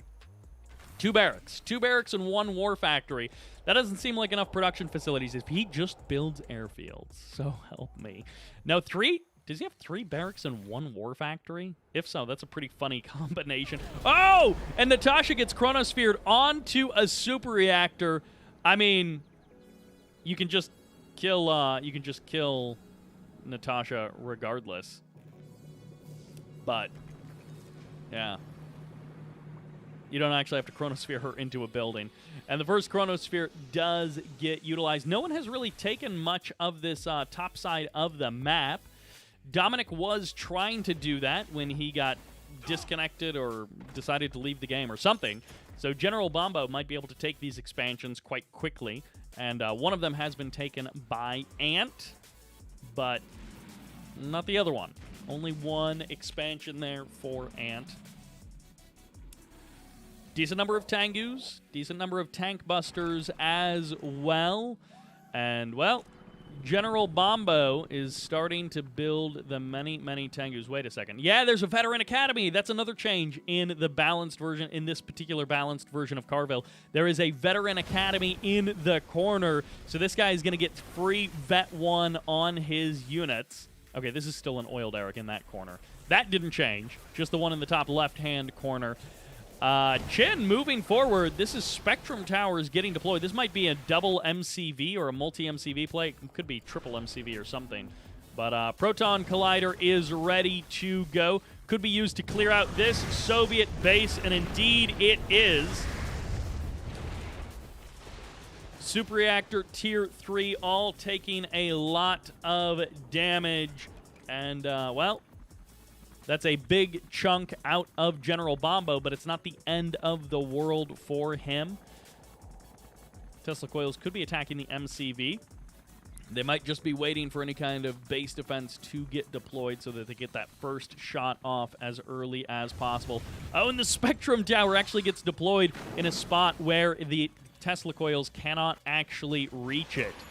OP, happy to play this one out. 4 refineries for OP, soon to be... Oh, no, 6 refineries. Maybe even soon to be 8 refineries for OP, plus an Oiled Eric, which is really making all the difference in the world for OP. Spectrum Tower going to be targeting down that MCV. And, well, the MCV may survive, but the disruption may not. Oh, my gosh, he's gonna get the MCV. Even with the Twin Blades attacking, it wasn't enough firepower. The multi-gunner turret did get the kill on all of the Twin Blades, and the Spectrum Tower survives. The Engineer survives for the moment, but it's going to be too much damage, and I think GeneralBombo is about to get General Bombasted out of this room. He's going to get knocked down, he's going to get kicked out, and he is going to fire off his vacuum imploder maybe once, do some nice damage with it, and then maybe not be able to do anything else. Or he could survive with just his 2 refineries up here and his 2 refineries here, well, his 1 refinery here, and, you know, find himself just blasting away with Twin Blades, infinite Twin Blades. Always fun to have infinite Twin Blades. OP is actually in a pretty good spot. 7 refineries out on the map. Big group of aircraft carriers. A couple of them getting chronosphered into a building. Little under 4 minutes until the Proton Collider, but this vacuum imploder is just waiting for the right opportunity. And actually, this might be a scouting Twin Blade. No, it's an Engineer Twin Blade, as the Engineer is going for the MCV, and he's not going to get it. The Spectrum Tower gets deployed just in time. For a second, I thought the Spectrum Tower was not going to target down the Engineer, but it did. And goodbye, Engineer. Hello, Twin Blade.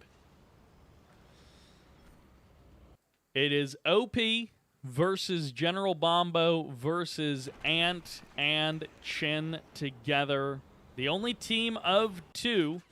Well, they typically have the best chance of taking the game, but maybe there will be some kind of alliance. GeneralBombo and OP can have an informal agreement to join together unofficially and target down Ant and Chin, try and take them out of the game. Double expansion coming up. Harvesters not bugged, so that's good. That is good indeed. Vacuum imploder fires off somewhere on the map. It's going to be over here on the left side. It's going to be the Proton Collider, the power plants, and the Chronosphere that take the brunt of that damage.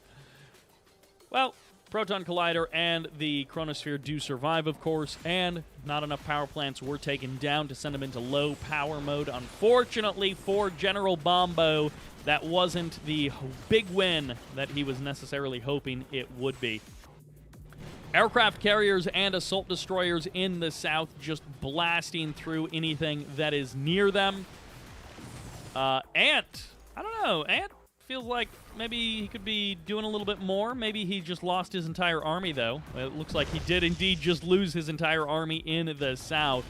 And Twin Blades are actually going to be able to find the kill on this Proton Collider. Barely they get it. So no more Proton Collider, but every single Twin Blade goes down. The Tengus clean up those twins.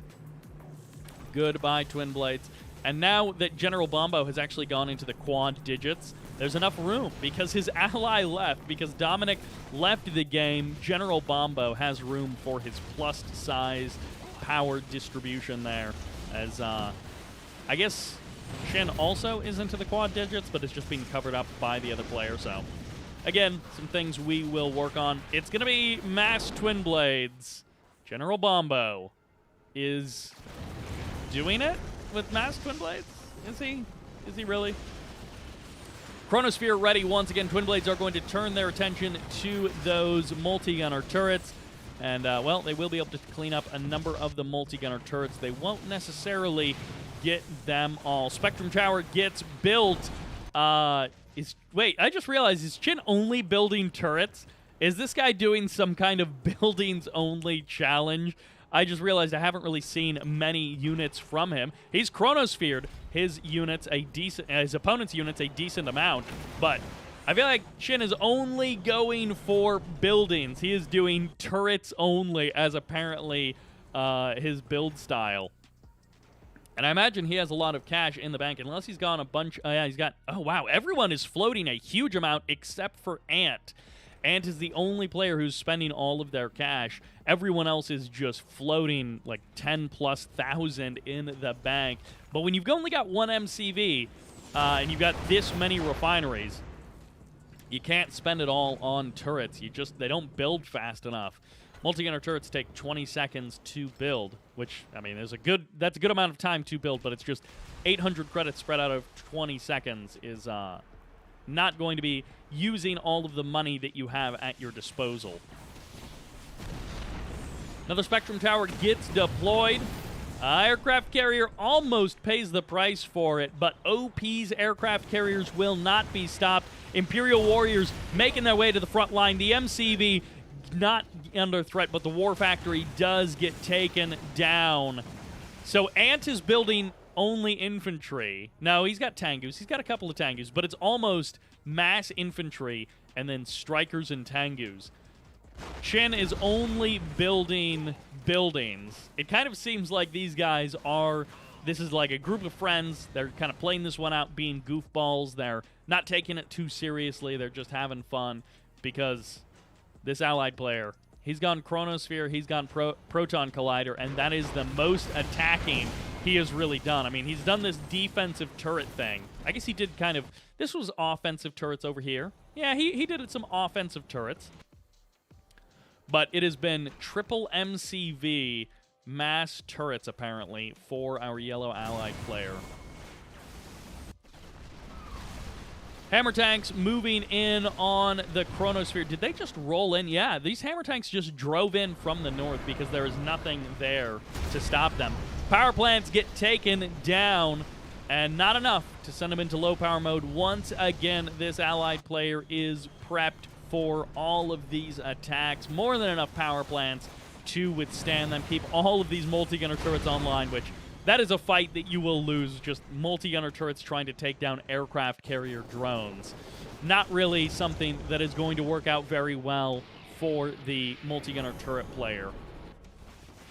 Chronosphere once again ready, and I assume maybe these two, yeah, those two aircraft carriers are the closest. You could grab those, I think, with the Chronosphere, send them onto land, quickly eliminate half of your aircraft carrier drones that you're dealing with, and leave the rest for another time. And now it's just going to be the assault destroyer and one aircraft carrier. Might have been slightly too far apart, these two aircraft carriers, but he does get one aircraft carrier, gets the assault destroyer as well. Good choice there on the Chronosphere usage. GeneralBombo still going mass Twin Blade? I don't think GeneralBombo will win the game, though. It'll either be the double team because 2 players is better than 1 player most of the time. Or I think it'll be OP. Magmageddon going to be firing off on top of this MCV. Strikers are here in mass. Ant is not only building infantry, he wants to build a massive number of strikers as well. Hydrofoils popping out one by one. Probably worth targeting down that naval yard before the MCV, just to make sure that no more hydrofoils pop on out. But in this case, it doesn't matter. The MCV goes down, the hydrofoils go down, and now the rest of OP's base can be targeted down as well. This is not mastengu, but mass striker seems to be the way to go. Infantry, strikers, and base defenses. Just a ton of turrets. And this hydrofoil definitely getting a lot of efficiency by blasting away at these strikers. A couple of these strikers extremely low on health. And the hydrofoil finally goes down. Twin Blades coming in. They killed off the Chronosphere, but I think all of the Twin Blades went down after that. The attempt to rebuild Tesla coils just is not working very well. I'm not sure why GeneralBombo hasn't taken this location. Dominic set him up for this like 15 minutes ago.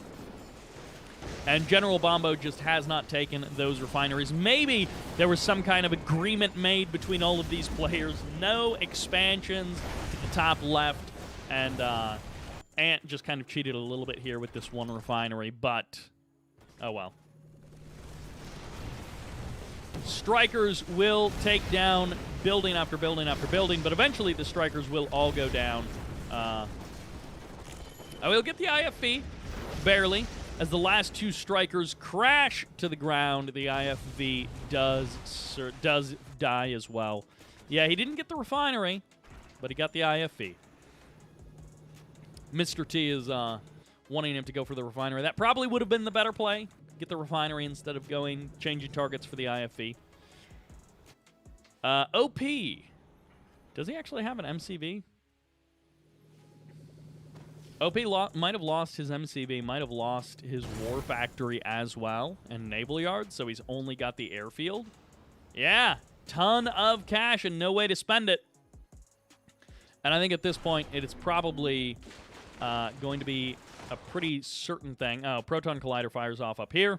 Cleans up a big chunk of that stuff, but I guess at this point, if green and yellow don't take this game, that would be pretty embarrassing for them.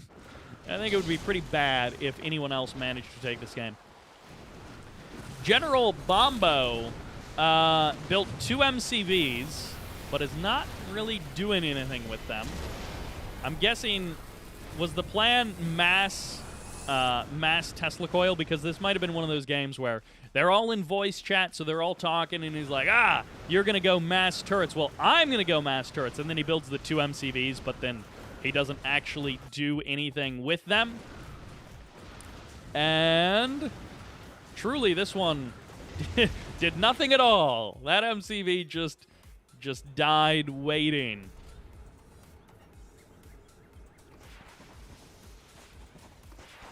He just deployed. I just realized there's a command hub. I was wondering how yellow was building so many power plants, and I completely missed the command hub that just walked into this base. And yeah, this is pure buildings coming out from our yellow allied player.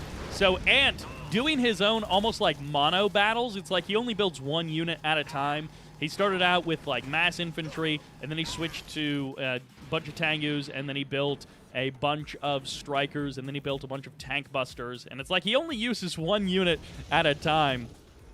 But Bombo, I think, is about to be out of this game. I don't know what Bombo's doing. I don't know what's going on. Could change his name to General Bimbo.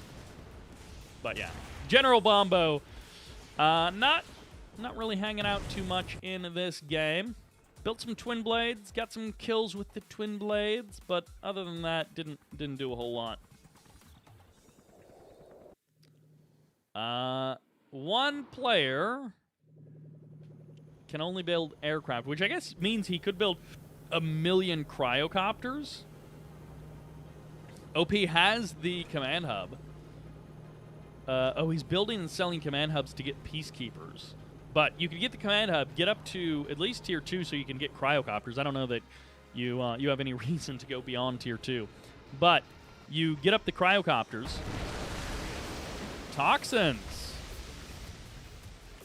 4 MCVs. Is this 5 MCVs in total? Yeah, at least 5 MCVs for our yellow allied player. Well, cryocopters all go down. GeneralBombo is gonna die. OP is gonna die. I don't know. I don't know what's going on in this game. I don't know. Whoever sent me this game, I don't know why they sent it in. Like, I guess it's possible that Ant or Chin sent this game in, and they didn't realize how out of it their enemies were, so they thought they had this amazing game. They're like, oh my gosh, we did so well in this game. I only built turrets. And it's like, well, yeah, you only built turrets, but your opponents were AFK. So, like, I'm not sure that this is the great win that you think it is. But I don't know who sent in this game or why. But this is like the slow death of everyone who isn't green or yellow. I mean, it looked like Dominic definitely disconnected. Okay, who did we... No. There we go. Dominic, it looked like disconnected. Underway, I don't know where they went. I think Underway, you know, kind of got overwhelmed on land, and maybe they were, you know, maybe it was friendly ribbing, the attacking your allies stuff. Or maybe it was like, hey, you didn't actually help out with my defense. We could have won that fight if you had helped out, so now I'm going to, like, turn on you instead of just leaving the game. I don't know, but...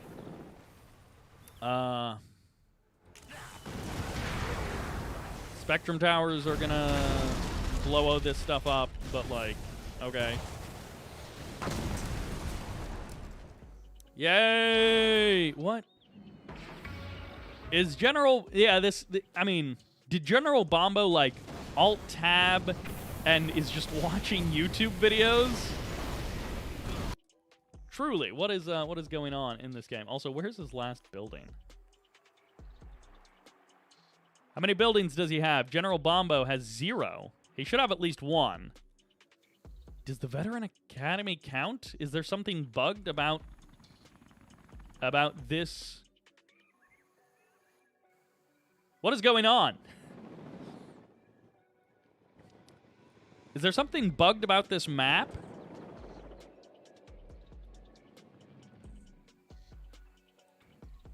Okay, no. There was something somewhere.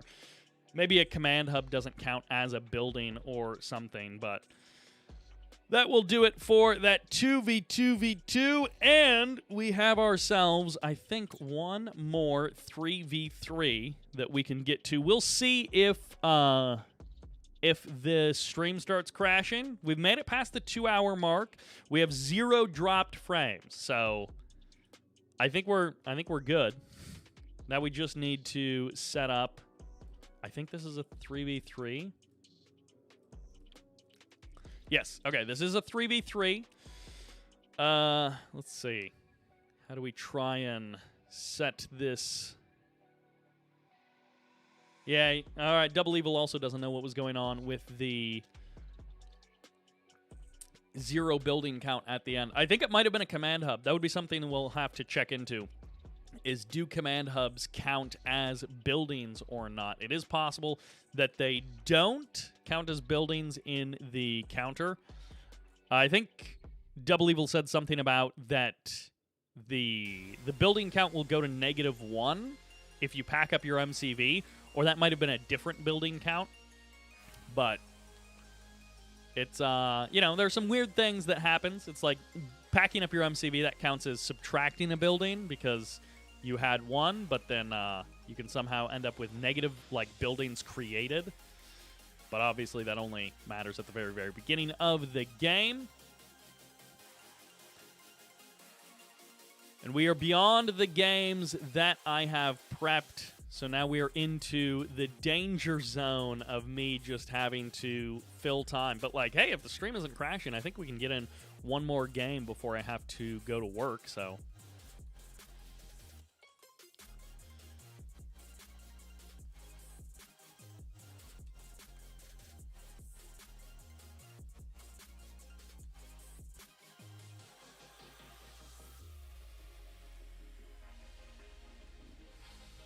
And the players in this game, I think they're going to be pretty good.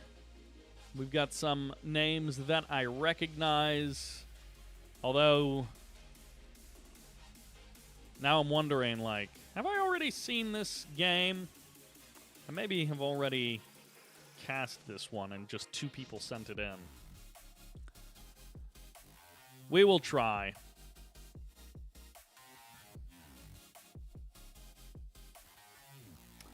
How difficult is pre-recording versus live? You know, it's different. It's almost like they have their own difficulties. So they're both difficult in their own way, but they have very, very different strengths and weaknesses.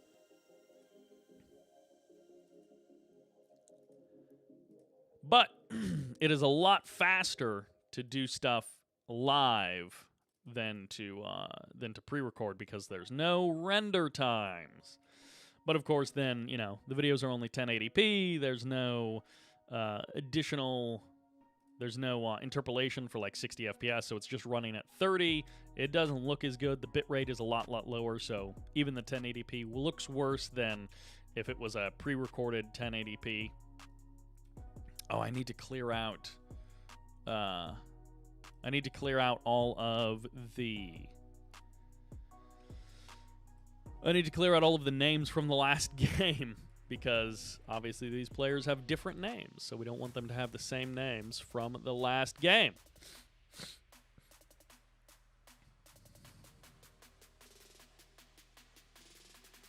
Well, all right, the last thing we have to do is just arrange the names so that they all show up in the correct spot.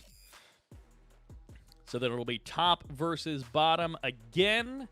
You guys can figure out the names after that.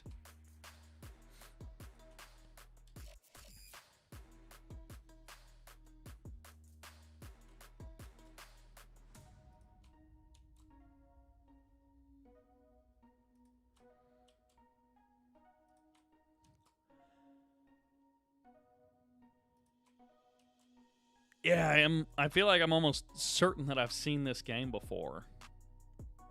I wonder if 2 people sent in this replay.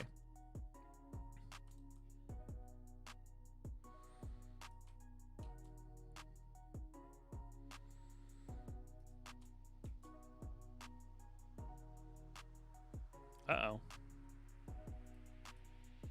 Uh-oh. OBS just lost Red Alert 3. So now you can't see anything. Now there's nothing to see.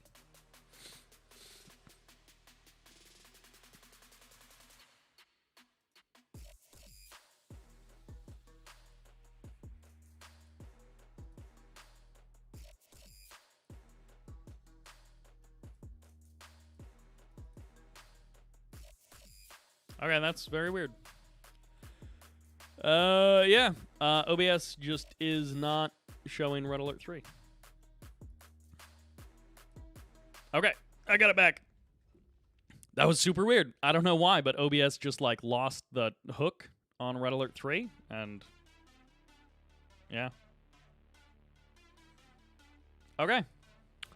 Well, I hope you're ready for an unplanned 3v3, something that we did not have on the docket originally. Welcome to Magmageddon for the final game of the day for this stream, sponsored by Surfshark VPN. In the top left-hand corner, playing as the Red Empire. This is DutchArmy. DutchArmy not playing as allies, but he is instead going to be busting out his Empire plays. In the middle, on the green, on the left side, as the green, this is Borshetti. And rounding out team number 1 as the yellow Soviets. This is Messican. Coming over to the right side of the map, playing as the Orange Soviets, this is bluesmagoo. His name has blue, but he isn't playing blue because playing as the Cyan Empire, this is GGOT. And our 6th player rounding out our 2nd team as the Purple Allies, this is Dachi. All right, let's see if everything worked. Look at that. We have got a bunch of beacons getting thrown down, but also a wonderful display. Hopefully everything is working correctly. It looks like everything looks fine. Thank you all very much for joining the stream. Hopefully you've been enjoying the new overlays that have been present in these couple of streams. Eventually this stuff will come over to the main recorded games, but for now we're getting everything tested, figured out, and sort of all of the bugs fixed, all of the ideas tested here in the live stream environment. So we've got 6 players. We've had some FFAs. We've had some team games. We are testing the limits of everything that we can. And, you know, things are working pretty well. Things are looking pretty good. We are thinking of potentially adding one stat, which would be total amount spent. It may be not totally necessary, since if you're, you know, quick at math, you can look at the total amount gathered plus how much they've got in their bank account, and you can see how much they've spent. But obviously, seeing how much someone has spent can be a quick way to compare 2 army sizes if there hasn't been a big fight. But then the total amount spent in a team game doesn't matter very much, whereas the total amount spent in a 1v1 matters a lot more between the players. That can be a much more clear indicator. And Double Evil was also trying to think of a way to automate current value on the map, so a way for the game to basically automatically tell you, like, how much value is there on the map for any given player. Again, it doesn't necessarily mean a ton in a 3v3 in a team game, because value on the map isn't necessarily what wins the game, but in a 1v1, it could be a more worthwhile statistic. But these kind of things, they are not ready just yet. They're not totally figured out just yet. And some of them may not even be possible. We can dream, but we cannot always achieve those dreams with 13-year-old games. Mega Bay is here, but the turret pushes are coming in as well. The Defender Core doesn't last very long, but the Tsunami Tank will hopefully last a little bit longer. Multi-gunner turret changes targets to the Imperial Warrior, and the Tsunami Tank will be able to re-engage. This is DutchArmy after all. He wasn't born yesterday. He knows what he's doing, and going for a bit of a barracks push is a fun way to mix it up for your opponents. Multi-gunner turret gets added on by Borshetti, but it does get taken down as well. And actually, I just realized, oh, this is one of those games where it's 1 Allied player, 1 Empire player, 1 Soviet player per team. So it is a perfect distribution of factions, perfectly balanced, as all things should be. MCV gets packed up, and this is where I would have lost that first Tsunami Tank basically immediately, and Dachi is going to try and run out to the water. Oh, he's trying to trick those Tsunami Tanks into trapping them, and trapping at least one of them on land, but he actually did miss, and the Tsunami Tanks are continuing to do more and more damage. Dachi almost getting the drop on DutchArmy, almost finishing DutchArmy off right in the first minutes of this game, but it's going to be the actual crush of the MCV and the Strikers which kill off that last Tsunami Tank, and, well, DutchArmy came this close to killing off one of his opponents in the starting minutes of the game, but it just barely doesn't happen for him.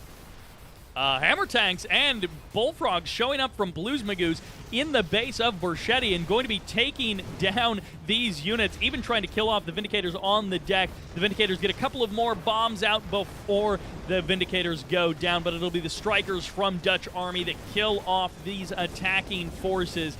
Meanwhile, this turret push, this dojo rush on the right side of the map has finally been dealt with, has finally been taken care of, but not before one last Tesla coil will get established. And it seems like the Tesla coil may get one shot off, but maybe not, with that Vindicator coming in to do extra damage to that Tesla coil.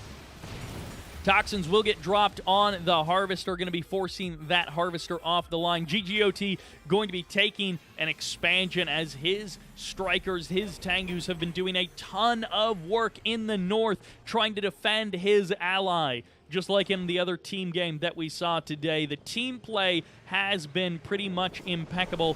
All of these guys are supporting their allies pretty darn well.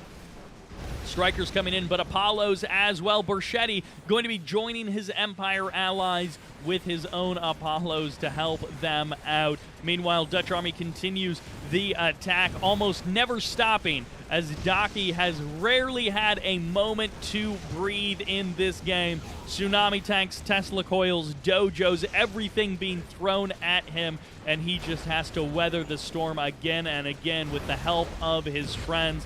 Bluesmagoos and GGOT, they have been helping out a ton, but it might be too much pressure. The power is low.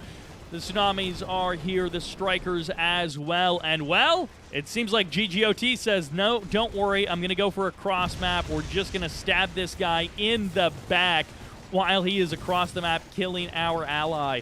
So it may not be a 3v3, but it might be a 2v2 that most of this game plays out as.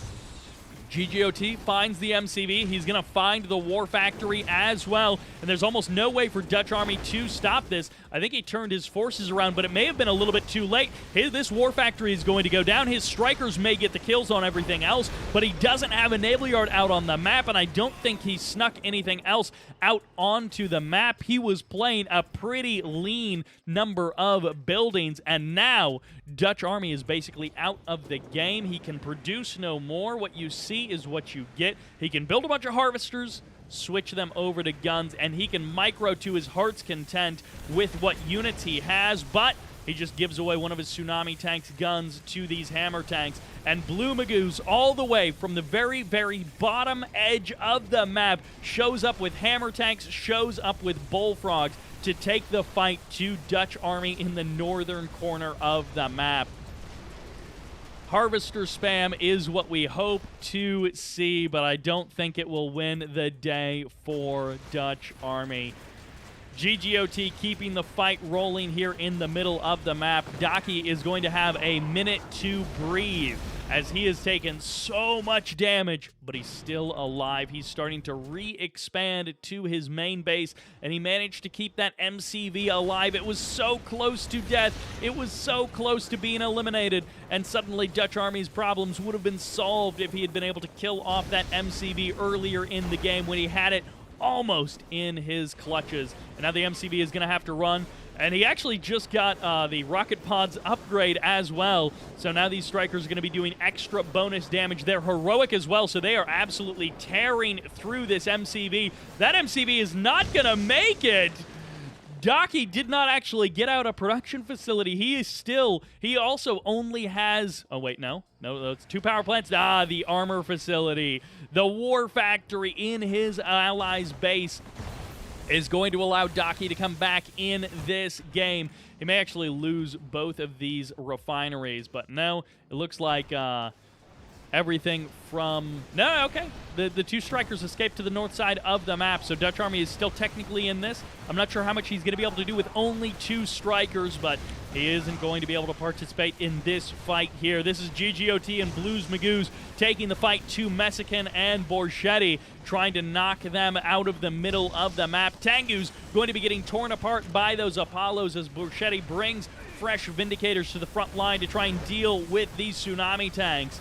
Hammer tanks versus hammer tanks, yellow versus orange. These colors and these Soviet players incredibly similar to each other as Messican and Bluesmagoos fight it out, but Bluesmagoos is the one who wins. The satellites will be dropping. That terror drone is going to have to run for the hills, and Messican is hoping his Tesla troopers can win the day, but they just won't be enough.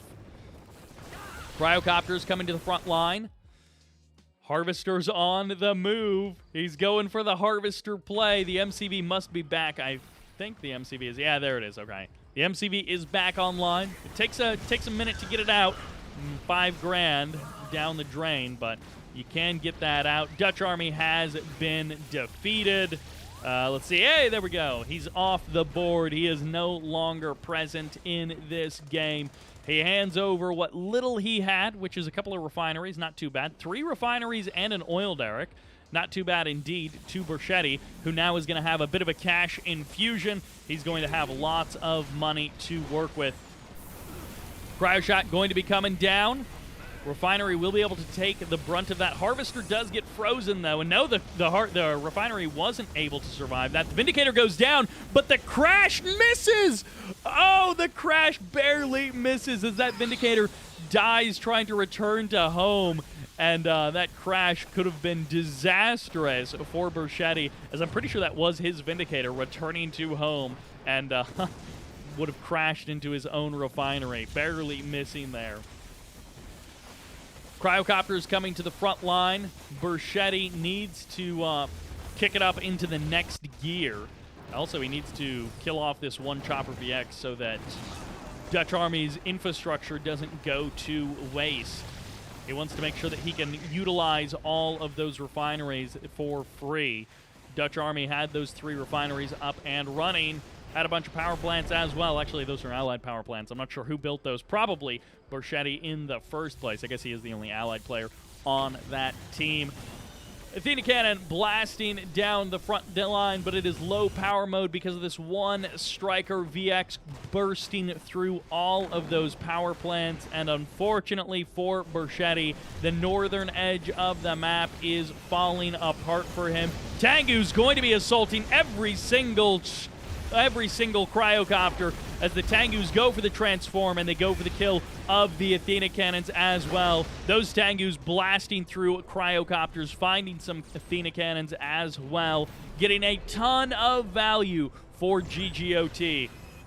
No super weapons out on the map, but Borshetti has been low power mode for quite some time.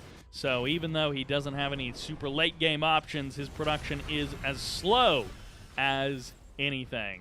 He's got that super late game slow production where you just run out of power. You got too many base defenses, too many buildings, and your power plants all get killed off by one Striker VX.